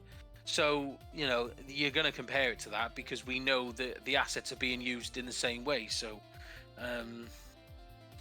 you know, it's going to be interesting. I mean, that's if you're not taking Oracle of Ages and Oracle of Seasons. They were released simultaneously, and they were fucking awesome. Like I'd like to see. I haven't completed them, but I've played them, and they were great games. And so, if we're gonna do a remake, another remake or a remaster, I want to get a full remake of those games as a double pack or something. That'd be incredible. Yeah, it would be cool. Or, I don't know. You need back then. It was like with Pokemon, it was literally you had 2 games, right? And they were the same game, slightly different Pokemon in it. That's it. You had the Oracle games that were completely different games. They were completely different, and they would link up. Once you finished one, you could link it to the second one, finish that game, and then you'd get extra content added on where you kill Ganon. Which was really advanced, bearing in mind that's the Game Boy Color, I believe. Color, yeah. I mean, that's advanced stuff for an 8-bit handheld console to be dealing with, you know? It's impressive. I do wonder how long can Nintendo keep going, or Game Freak, or Pokemon Company? How long will they still be? How long do you think they can keep going, doing 2 versions of the same fucking game? Because there's literally no need for it anymore. There is no need. People, if I was to make a game today, but not me specifically, actually, because no one cares about me. If another big company was to make a game where it was split in 2 like that, a lot of people would play fuck. They would kick off. I think they can get away with it because they've always done it. Like, in terms of, you could almost say it's just the traditional way Pokemon games are presented. And people will accept that because they're like, well, it's what's always happened, you know. It's the traditional way to present these games, and I think that's why they can get away with it. I was saying no to Jar. He said, do you think Zelda Spirit Tracks and Phantom Hourglass could be remade? I doubt that. I didn't play Spirit Tracks, but I played Phantom Hourglass, and I loved those games because I really like Phantom Hourglass. They were Wind Waker inspired, if you know what I mean. Especially Phantom Hourglass. That was literally like a sequel. Yeah, it was a Do you know follow what on, I mean? directly follow Yeah, on. yeah. It was basically a sequel. I would love to see I'd love to see. You know what they did with A Link to the Past for the 3DS? I'd like to see that. Link Between Worlds. Link Between Worlds, that's the one. Yeah. I'd love to see that done for Spirit Tracks and Phantom Hourglass, but put on the Switch. So they don't have to be like full, proper, like they've put a hell of a lot of work into remaking Link's Awakening, and that's fine. But like, I'd like to see like a Link Between Worlds version of those games, and like maybe stuck on the eShop for like 20 quid each or something. Do you know what I mean? I'd love to see that. We're not going to get a full remake like from the ground up, but something like that would be awesome. I don't think those games get enough credit either. I think especially, I haven't played Spirit Trust, but from what I gather, it seems like a very good game. But Phantom Hourglass especially, I thought it was awesome. A lot of people dislike Phantom Hourglass. The only criticism I ever say is, I don't like going back for that one dungeon. I'm like, yeah, but you unlock shortcuts to get through it. And it's not that bad, and it's still, even though you have to go in there multiple times, it's quite short journeys each time. It's not too bad. But I genuinely think the game is really good, and Lineback is fucking amazing. So I don't get it. And yeah, there is a lot of backlash with Sword and Shield at the minute, with how unimpressive it looks technically. The national dex is not full. Well, there is no national dex. I think it's getting to a point though where there's so many Pokemon, and the games are going to be getting more technically impressive, even if that's not the case right now with it being the first Switch game. I think that it is going to be a case of things will have to start getting dropped, and a lot of the Pokemon are shit anyway now. Like, I don't mean it like I'm like, I prefer Generation 1 and 2 Pokemon in general, but I'm not one of these people who say every fucking Pokemon in Generation 1 and 2 are great, because there are some bad Pokemon there. Which I think, for me personally, the ratio of good to bad has increased more in each gen, and I don't see the harm in. It's like, it's a shame to lose some Pokemon, but I don't think it's gonna be too harmful to the person playing, unless, of course, their favorite Pokemon gets removed. In which case, then. Unlucky. I don't know what to say about that. I mean, unlucky, like. Yeah, for me, I think it says a lot when the first 4 generations of Pokemon were designed, by a Japanese team in Japan, and then Gen 5 onwards, I believe, were an American team took over the design of them, and based in America and that. And that was Black and White onwards, basically. And if I look for me, like, from that point onwards, I started to become more unimpressed with the design. The more dodgy ones started coming out. Do you know what I mean? Yeah, I think the problem with the designs for me is in Black and White onwards. They started introducing things like a fucking ice cream Pokemon, ice cream cone. China, yeah, exactly. And like, you could maybe almost call it hypocritical, but like, you got the one that's basically just a bin bag with arms and legs. Trubbish, that's the one. Like, and then Garbodor, is it Garbodor, which is the evolution. They're just. I know you could turn around and say, yeah, well, look at Grimer and Muck, but they had something about them. These guys just. To be fair, I was never a fan of Grimer and Muck anyway, but I will be honest, I do really like the Alolan Grimer and Muck. Like, the Alolan Muck actually looks menacing and cool at the same time. It's weird. No, you're right. But yeah, no, from Gen 5 onwards, that's when an American team took over the design choice of I have no Pokemon. idea about the design, who designs them or anything. It's just Yeah. summer for the one thing I will say though is while I think the designs went a bit shitty in Black and White, I actually liked Black and White for the kind of soft reboot it did. It was kind of like a bit more than just a soft reboot because it was like, hey, look, we had another 150 Pokemon. I was like, oh great, well there's gonna be loads to catch. But guess what? This is gonna be like all these Pokemon in this area are new. You don't catch old Pokemon. And No, I actually really liked that. I think that was a really good choice. I think a lot of people dislike that because they couldn't catch their fucking Pikachus or Jigglypuffs or whatever. But I was like, no, this is good because it means you actually get to know your Pokemon instead of going, right, oh, there's loads of new Pokemon. I'm going to use my Pikachu.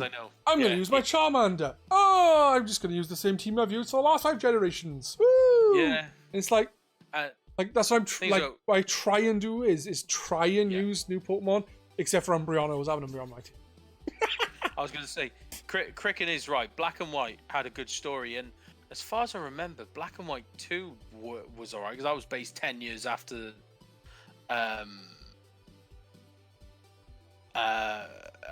from Black and White. And again, I remember them having.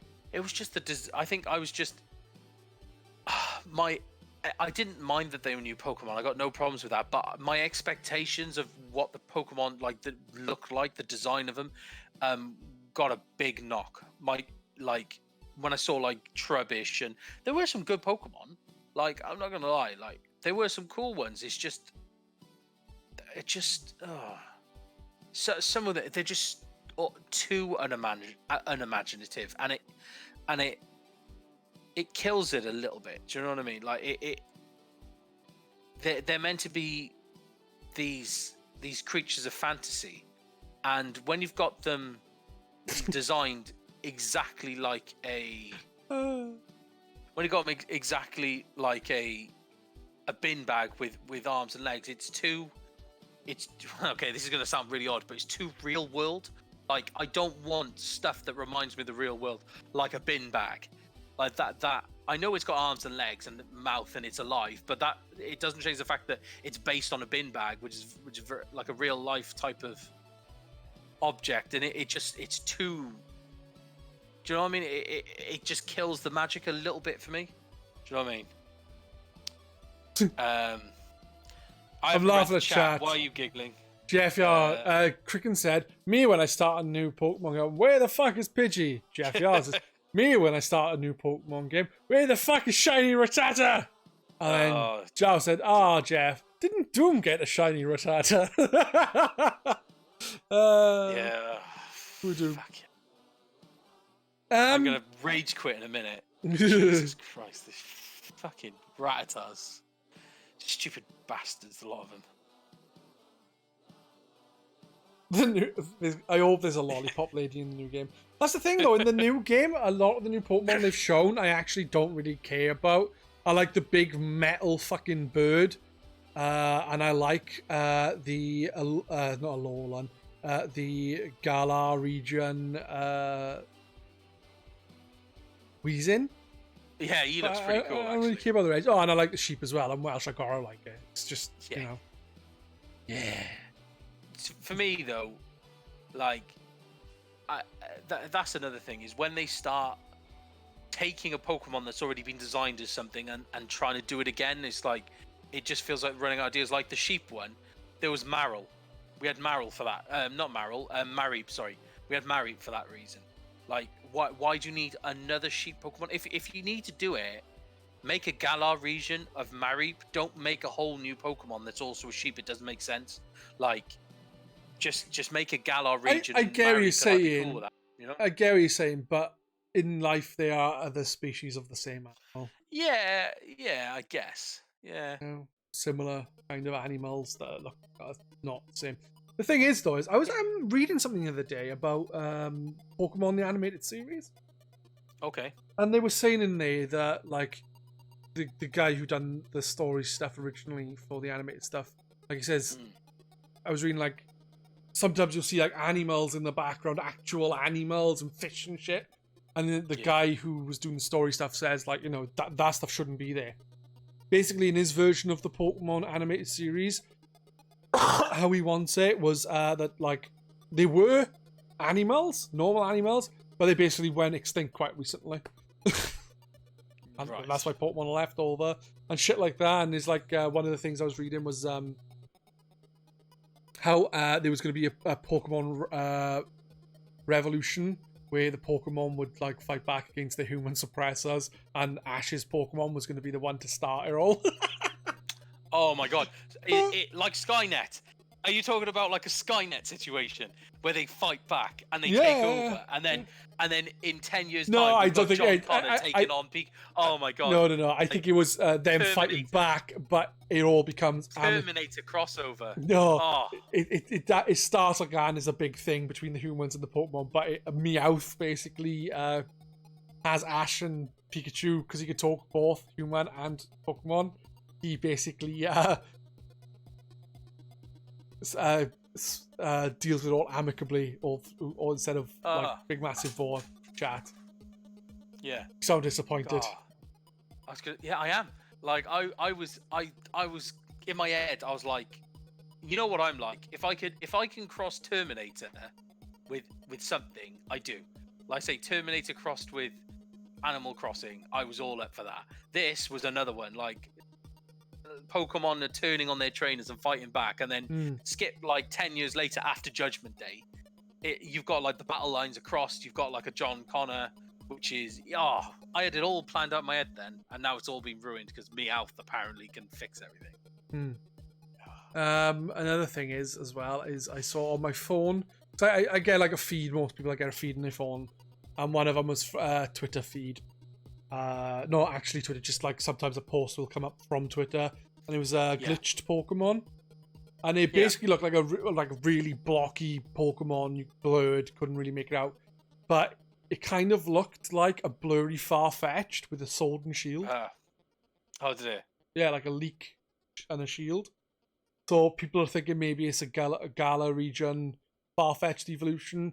Others have looked at it and thought, oh, maybe it's a samurai version of Farfetch'd and shit like that. So it's just interesting now, see these things and try and work out what it is. Animal Crossing is called Jawa. Not Animal Crossing X Terminator. It's Animal Crossing.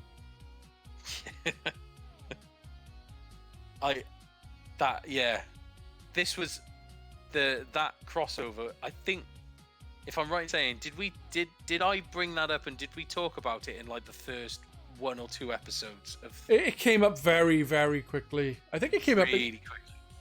I think it may have originally come up in the one in the podcast where I was asking you questions about yourself. It might have. It was really early on doing these doing the show, so it's in the first like 3 or 4 episodes at most that I brought up, and I went on a tangent about how I want the ultimate crossover, Animal Crossing and Terminator. Like I want to see that. Can't remember how we got onto it.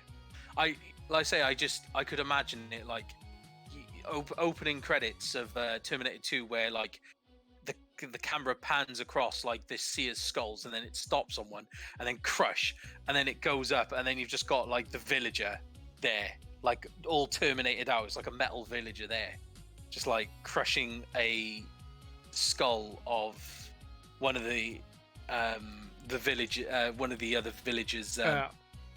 They are. Yeah, I had it all planned on my head. Yeah. So. Yeah, I'm just waiting. Obviously, it's going to happen. It's like Nintendo. Like they're obviously going to do this. So I'm just waiting. I'll be patient. It's going to take time. I know that. That's fine. But there was a game on the Nintendo Entertainment System on the NES called Journey to Silius.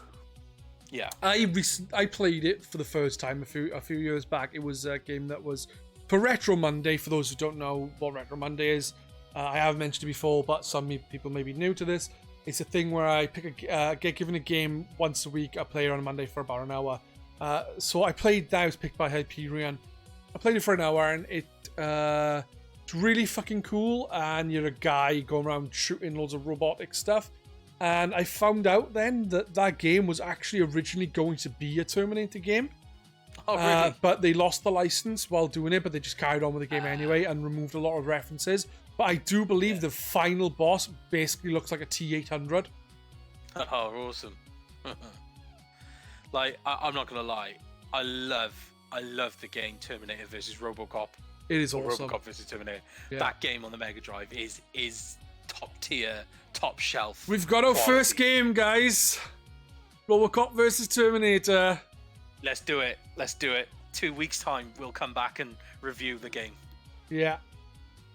There you go. That's our first game. RoboCop versus Terminator. Oh, I cannot wait. Oh, tomorrow. I'm getting on it. Tomorrow, it's all about that. I'm cracking on with that. Which console are we playing it on?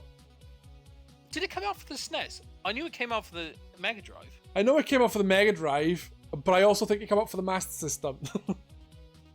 Oh, should we check? Like, that is, like, when we talk about crossovers or, like, things, that is, like, my childhood, like, smashed together. RoboCop versus Terminator, like, that is... It is the ultimate, it's the ultimate crossover for me.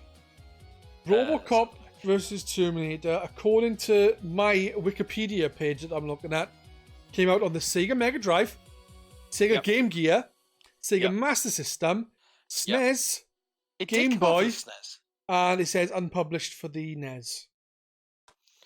Wow, came out for a lot more than I expected. I played it on the Mega Drive, I think. I played it on the Game Boy, I think. I should play the Game Boy version, you should play the Mega Drive version. I think I played it on the Game Boy. I'm just Google what that looked like, and I'll tell you if I remember. Like... Well, it would have been all green. Yeah. I had lovely colour. It's pea green. That game was great. It was hard as well, and the best way to play through it, if you just want to finish the game, is to cheat and get all the weapons. For what game now? RoboCop vs Terminator. It's fucking hard. Yeah. No, I must have played the Mega Drive version. See, the thing is I think for the first level you kill the Terminator as the boss. Yeah. And then I think you do like another couple of levels down the line, and I'm pretty sure the final boss is Skynet, and I'm pretty sure, if memory serves me correctly,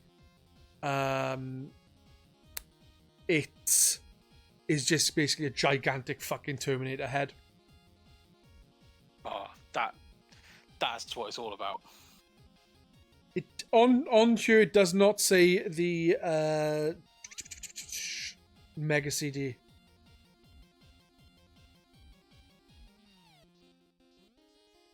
There might have been a Terminator game, like just Terminator, for the Mega CD potentially. I really liked RoboCop vs Terminator. Yeah. Mega CD Terminator game. Like, bearing in mind of how popular RoboCop and Terminator was when they came out, like, that would be like trying to. Can you imagine? There's definitely a Terminator game like, for the Sega CD / Mega CD. Yeah. I can't see. Can you imagine trying to get licenses like that to make a crossover game these days? It would just be impossible. Do you know what I mean? But there's a Terminator crossover with Gears 5, isn't there? Yeah.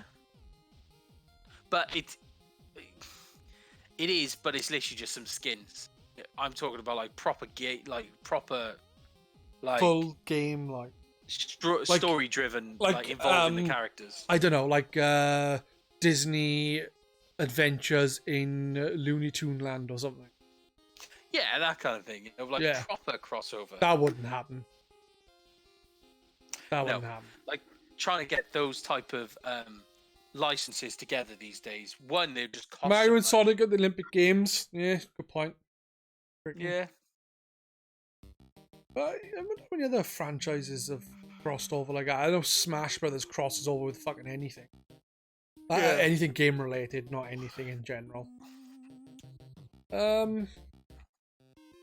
what two films franchises would you like to see come together and have a game made? And when I say a game made, I mean an actual good game, like with story, like not just skins, like an actual story. Yeah, proper full-on game. Obviously, excluding RoboCop versus Terminator because that exists, and Alien versus Predator because that exists.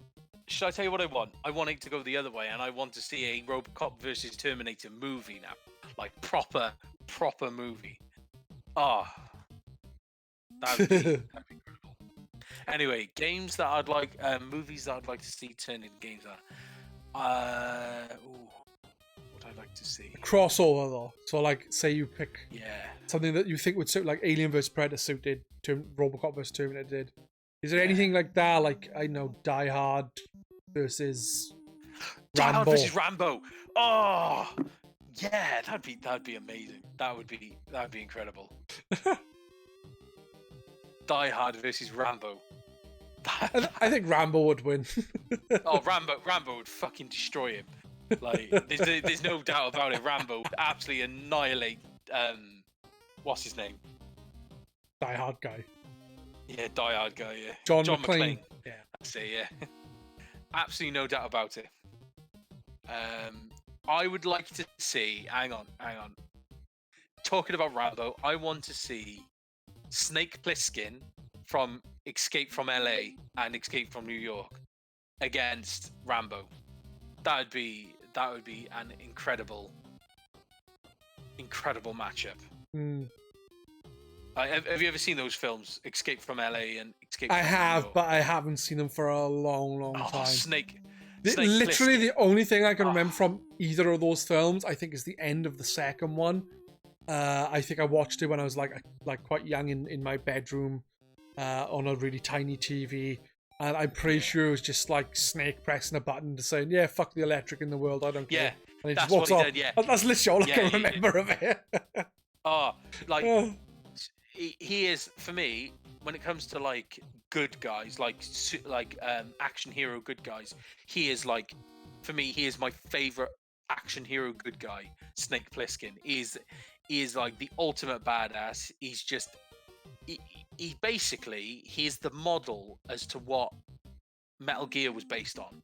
Like if you look at him, he's basically Kojima looked at him and went, you know what, I need to make a game about this guy, and that's basically where that came from. He's awesome. I believe Solid Snake is based around Snake, but I think Snake originally in the first game was actually based on Kyle Reese from Terminator. Oh, was it? I think so. Don't quote Godzilla versus Die Hard guy. That sounds like a good one. God, can you imagine that? Does Die Hard guy stay the normal size, or does he like grow like King Kong? No, he grows. He grows. Streets of Rage is a teen. Oh. Yeah. Oh no, here's one. The cast, right? Bear in mind, right? Okay. The cast of Cats versus the Phantom of the Opera. The cast of the Super Mario Brothers movie versus the cast of Street Fighter. The Street Fighter cast. The cast live action Mario versus live action Sonic at the Olympic Games. Yes. That needs to be made. That needs to be made. Oh, that'd be incredible. Can you imagine? Oh, just too many good thoughts. As you know, me, Jazza, Earfolds, and Matt used to watch films together and discuss them as they happen. We haven't done it for a long time, which is a shame, really, because it was fun. And it would just basically gave me something to do, so I wasn't fucking just sitting here bored. But one of the films we watched was Super Mario Brothers live action movie. Yeah. And I'd watched it the previous day because my children wanted to watch it, and by the end of that session, I was genuinely fucking defeated. You could, if you look back at that, you could see just how you could listen to exactly how miserable I was. I was fucking really fucking bad after watching it a second time. I felt so deflated. I was like, nah, guys like Todd Brown, just like, I just can't do this, guys. I can't Yeah. I can't do it again. And Jesus Christ. It was a bad film. Yeah, it wasn't great. I've said it before. I'd love for you to do that thing again, and I'd love to get involved with that because I could think of a load of films I'd like to watch again. I'm happy enough to do that with any of you guys whenever. All you have to do is let me know. And the good thing is it's recorded, it's not streamed, so it can be done on any day. Yeah, like we could do Hi, that Matt. for. We could do it for the Street Fighter movie. We could do it for Done it for Escape that. from LA. I haven't done it for that. Um, That's the thing, right? Is one thing that bothered me with doing that movie stuff was I really fucking liked the Mortal Kombat film back in the day, and that was one of the first films we watched. Actually, to be fair, it was the first film we watched, but the plan was to watch Street Fighter, and we ended up not watching Street Fighter and watched that. So we were like making references to like when we were watching Street Fighter, like, oh, and when we do watch the Mortal Kombat movie next week, we'll make a reference somehow, kind of thing, even though, you know, we supposedly hadn't watched it. yeah. But going back and watching that and realizing it wasn't as good was actually kind of upsetting as well. But different, like, it's something you really enjoyed and you go back and you're like, yeah, it's not that good. It's like, why did I do that to myself? Yeah. But that's the way the cookie crumbles, as they say. Yeah, there's got to be loads of films you can do that with. Looking at different things like that. Be something you could do on the side. Definitely something we can look into it. Yeah. The Mario film was not amazing. It was an awful film, and it made me feel really, really, really bad. Maybe that might be the reason why it's amazing. Maybe we should watch the original Teenage Mutant Ninja Turtles movie. Yeah. We can all point out how amazing it is. You can see their teeth moving in their mouths, like the human teeth moving in their turtle mouths. Oh, that was the stuff of nightmares. I fucking love the turtle films, though. I really like the first one. I like the second one, and the third one doesn't exist.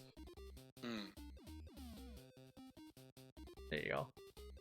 How have we gone on to this stuff anyway? We were talking about you combining two films. Crossovers. And making a good game from it. Crossover games. Because we've decided that our first game, which we're going to review into Robocop vs. Terminator, I was just reading, as far as I can tell, the Mega Drive and the SNES version are two different games. Like, different stories. Yeah?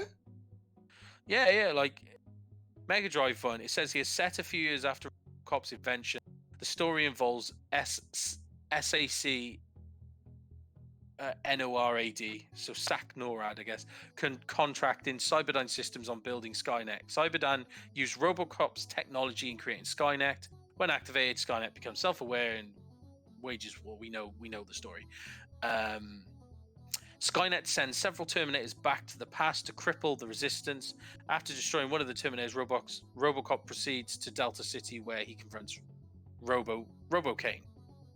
But then the SNES version, it says here, in the future, human soldiers of John Connor's resistance force, against the machines of fight. That don't make any sense. Anyway, are fighting a losing war against Skynet and its robot forces, discovering that one of the foundation technology for Skynet is a cybernetics technology used in the creation of police officer Robocop. So it's basically the same game, like in terms of the gameplay's the same, but like the actual story is slightly different. So I find that interesting. Something I didn't know about. Yeah, I'm just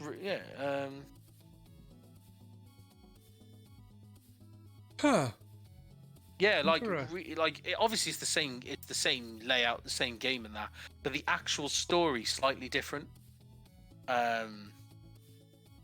I can't remember much of the story from them, to be honest. I just remember killing Terminators and other nasty people who were being mean to my friend Robocop. Yeah. Oh, it's interesting. And then the NES version is different again. The NES version, an evil copy of the Robocop and the Terminators went back in time to kill not only John, but also Alex Murphy, the RoboCop himself. The real RoboCop learns about this from Flo, a resistance soldier from the future, and now he has to stop both the Terminator's Skynet and his copy before it's too late.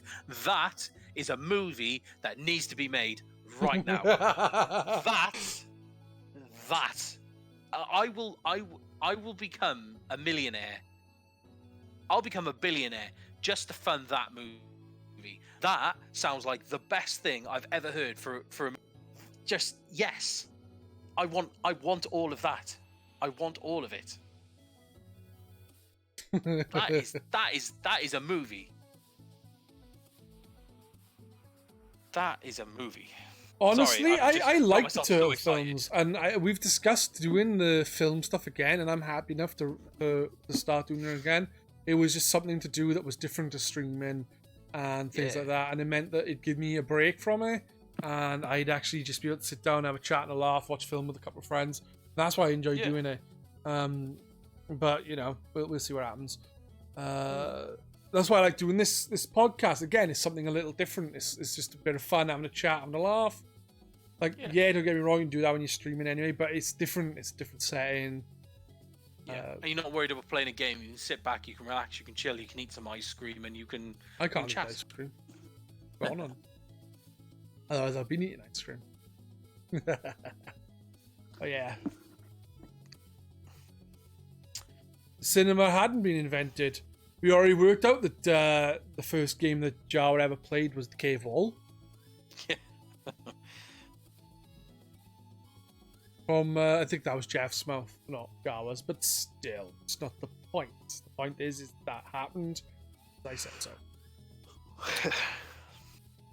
I think we are going to have to end soon, as it is 11:10. While I normally wouldn't care, I have to be up at 4:30 in the morning. I have to go down to the hospital. Gotta be there for 5 o'clock. Fun times. Yeah. There you go. Fun times. I'd say this is a pretty good return to the podcast. We've to the Twitchcast. We haven't changed too much. We can still get the ramble going and the free flow going, but I feel good about some of the new stuff we're bringing in. So so it's been decided, just for anyone who missed it earlier, that me and Pedz are going to play over the next 2 weeks. We're going to play RoboCop versus Terminator on the. Which one should we play? Should we play the same one, or do you want me to play the? I think we should both play the Mega Drive version.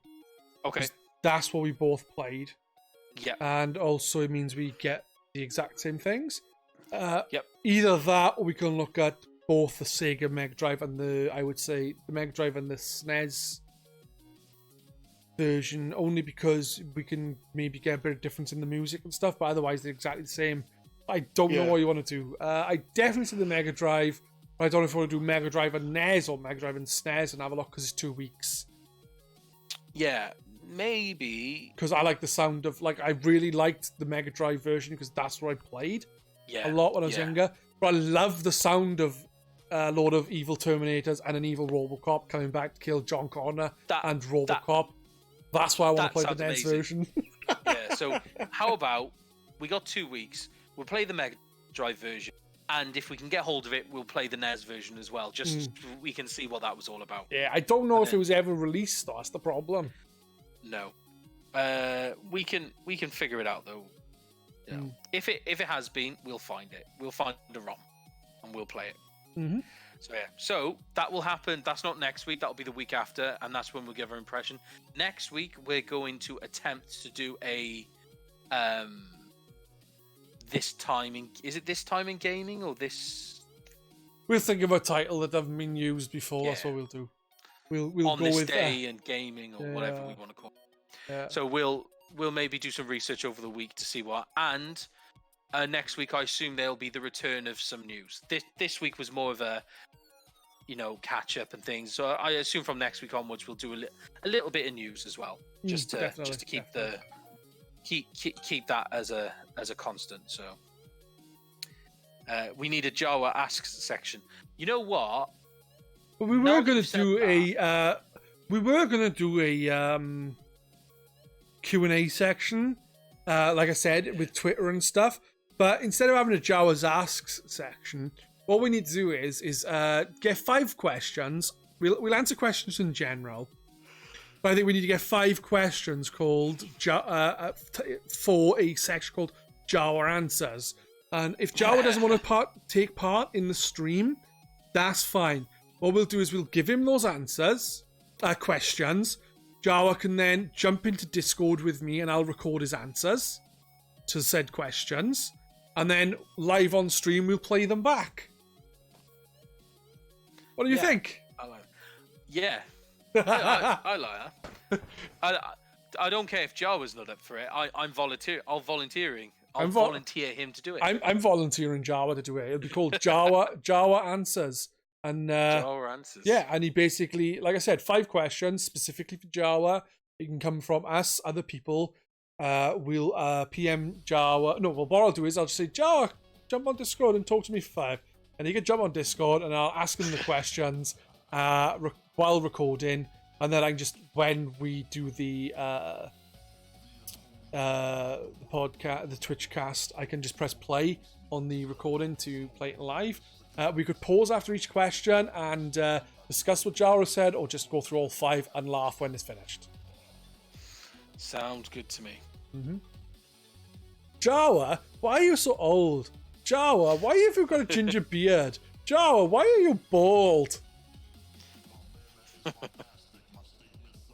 Jawa, why do you keep doing logos for GRcade? Jawa, why'd you touch yourself at night? That kind of thing. Yes, something along those lines anyway. Doom doesn't sound like he's interested in that last question, at least. But yeah, I think a Jawa answer section would be pretty funny, actually. But I would like to do a bit more of a Q&A. I know we do it at the end usually with the people live. But it would be nice if we could get some people from GRcade to pop a couple of questions to PM via me and you. Only because then the questions won't be known about until the live stream. Yes. Or via Twitter or via other places. I don't really do social media. So, there you go. No. Well, that's maybe something to do for everyone who's in chat now. If you guys are interested in sending us over some questions, obviously just PM myself or Pedz and just in the topic, just say it's for that week's show, just so we know what it's for, like, you know, and then we'll be able to answer them there. And we'll stick a post up on the forum as well, probably in the in the podcast, in the podcast thread and the thread I made just for the Twitchcast as well. But yeah, also, remember, guys, it is the GRcade podcast / GRcade Twitchcast. If you guys actually just want to jump in and have a chat for an hour or 3, then just say, hey, guys, I want to join. And I'll be like, hey, dude, you do that. Yeah. It's a community channel. Yeah. Community podcast and for the GRcade community. You want to jump in? Jump fucking in. Even if you can only jump in for half an hour, it'd be nice to get me and Pedz hold the fort down. Whoever wants to jump in and get involved, carry on, jump out after. That's what we're here for. We're here hosting, keeping everything running. Anyone who wants to get involved, just jump in. You can have your half an hour to an hour, whatever you want, and get involved. You know, there's no pressure. Exactly. But I think it'd be really cool. But I also like having when you have a couple more people, you get a couple more views, and it can also add to a lot more to a discussion as well. Because if you've got 3 people talking about one thing, all 3 people could have a different opinion on it, and then it can really, engage a discussion and I think that would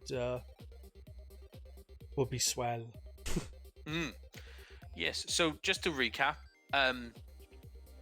we're playing Robocop versus Terminator, we will get back to you on that in 2 weeks' time. Next week, we're doing a this day or this week in gaming or whatever. In the meantime, if anyone has any questions or thinks of any questions that you would like me and Pedz to answer for next week, feel free to either PM us or stick it in a thread or whatever, and we'll make sure those questions are read out and we'll answer them. If anyone's got any questions right now, fire away. We're here. We've got a couple of minutes. If anyone's got anything now, fire away and we can answer them. If not, if you're not sure, just stick them in a PM and we'll answer them for next week. Yeah. So that's the thing. If you want to ask a question, at the moment I don't know the GRcade. I know GRcade is at GRcade on Twitter, so you could ask there. I don't know who runs the social media stuff at the moment on GRcade, so it might not get to us. Another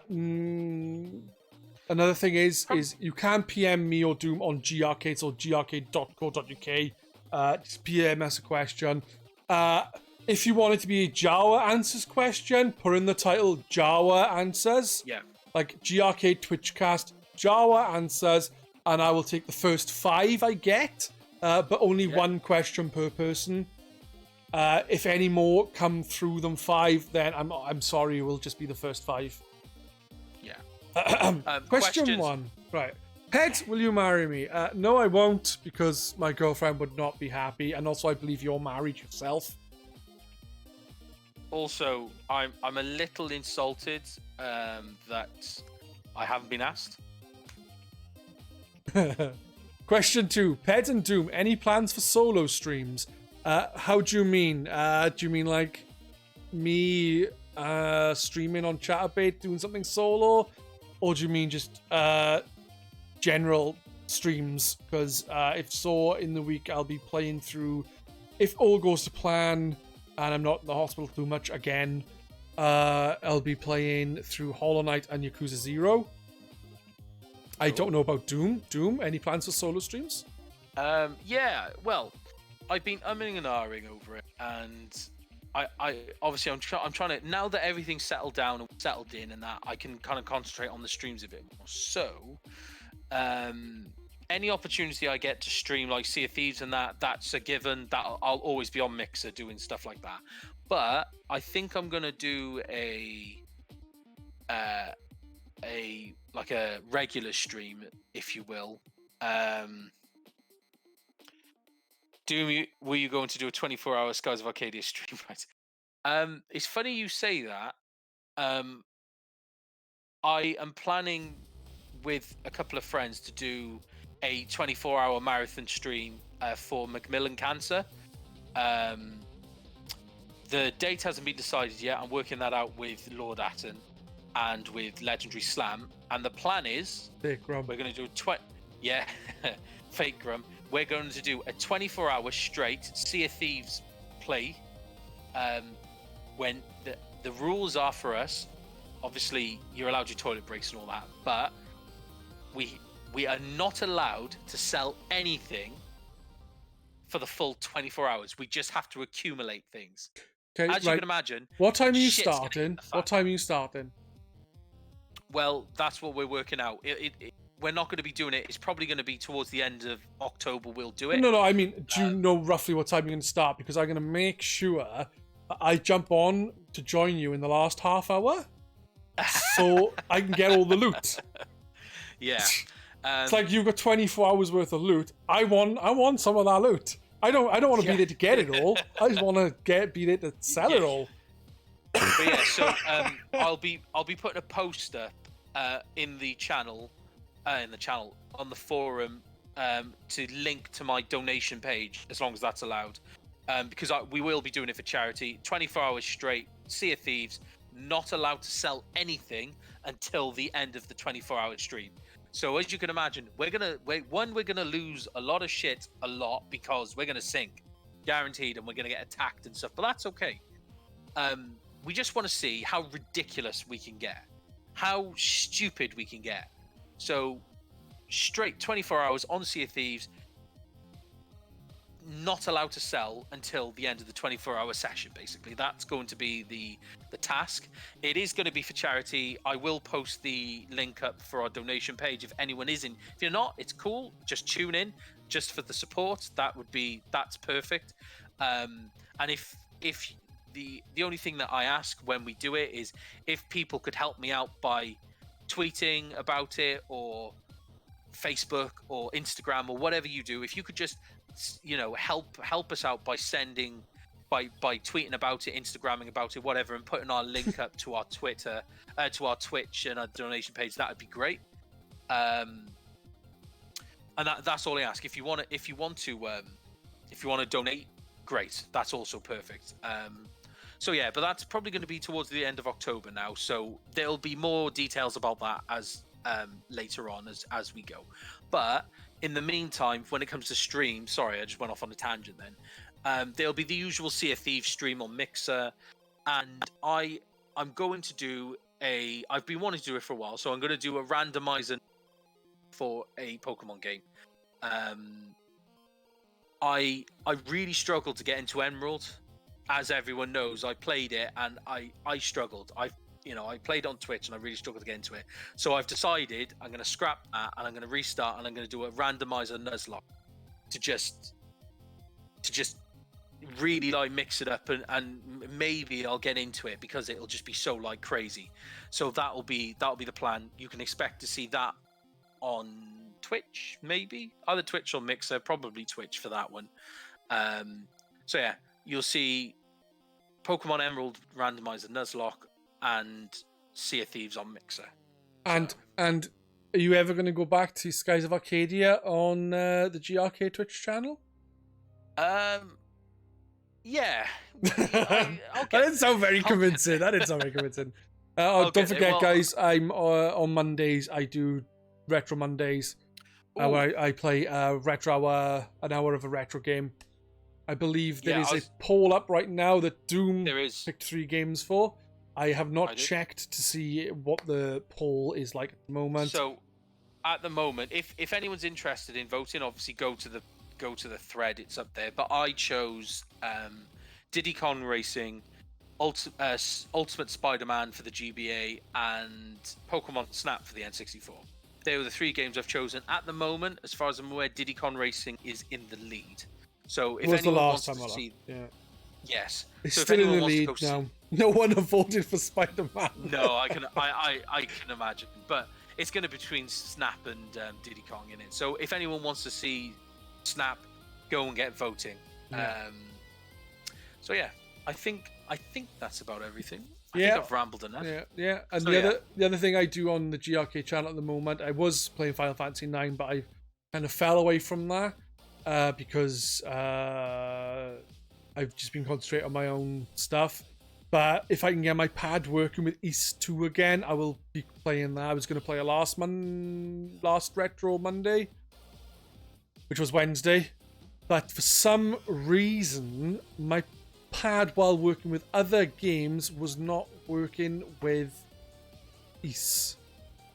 So hopefully I can finish. I'm hoping to finish it and then move on to East 3. And then I'll be streaming that through the GRcade channel as well. Oh, sounds cool. And I think that's it for us, guys. Yes. I hope you've had fun. I hope you continue to have fun. And that's it. One thing I have asked you before, Doom. You said before that you got pants from or boxers or something. I think it was boxers or socks. Yeah. Something like that from a testicular cancer charity. Oh, yeah. So I'm wondering, with this Macmillan Cancer charity stream, is there any... Because I asked you about that before and you said there wasn't a particular reason. It was you just wanted to support the charity because it's a charity sport and obviously it's beneficial for everyone who's male. Yeah. Because obviously a female person wouldn't have testicular cancer that I'm aware of. Unlike men who can't get breast cancer. I was just wondering, is there any reason for it, or is it just you want to do something good for charity, or have you been affected in some way? No, I haven't been affected in any way. It's just, it's just a good opportunity for me to try and, help out as much as I can. So, yeah, no, there's no personal story behind it. I'm up for the challenge. I've never done a 24-hour straight session before. I'm streaming the whole thing. It's just a challenge that I'm really up for. And if we can help some people in the process, even better. But yeah, so. Yeah, so either by donating or tweeting or Instagramming about it or whatever, if anybody could do anything to help me once I've announced it properly and it's all up and running, that would be amazing. That would be incredible. So, but no, nothing for anything special. Let's just try and help some people. For Jawa's question, worth mentioning that Moonlighter is now £11 on the Switch eShop. I recall really enjoying it. It's a pretty cool game. If you like roguelites, roguelikes, you'll like that game. It's also really cool that it's got like the shop management thing going on as well. It's quite in depth. It's deeper than I expected. So it takes, I'd say, you've got to play it a bit to kind of get it to click. But once it's clicked, it's a good game. It's like that with most games, isn't it? You've got to get it to. Once you start to understand it, it makes it more fun for everyone, doesn't it? So for £11. I think it's the normal price, 23, 24, 25, something like that. I'd say £11. That's a steal. If you like roguelites, try it.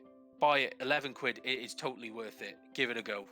The art style's great as well. So, yeah, roguelites are a very different thing. That is very true. So yeah, Jawa, if you do get it, let me know what you think. That'd be great. So. Yes. Ramble over. Yep. Right. I think it's time for me to go because, like I said, I gotta leave here at 4 in the morning. I gotta get to the hospital. I need to have an injection. Stupid, isn't it? Oh, you need to have it in 12 hours. You can go home. Oh, I can't drive. How am I supposed to get here? Oh, you have to just get a taxi or something. It's like, what? Like, I can't. Anyway, hopefully I'll still be alive tomorrow. Good night, all. Good night. We need a catchphrase, like a proper outro. Like, ciao fuck for you. now. Fuck you, guys. No, that's nasty. Bye.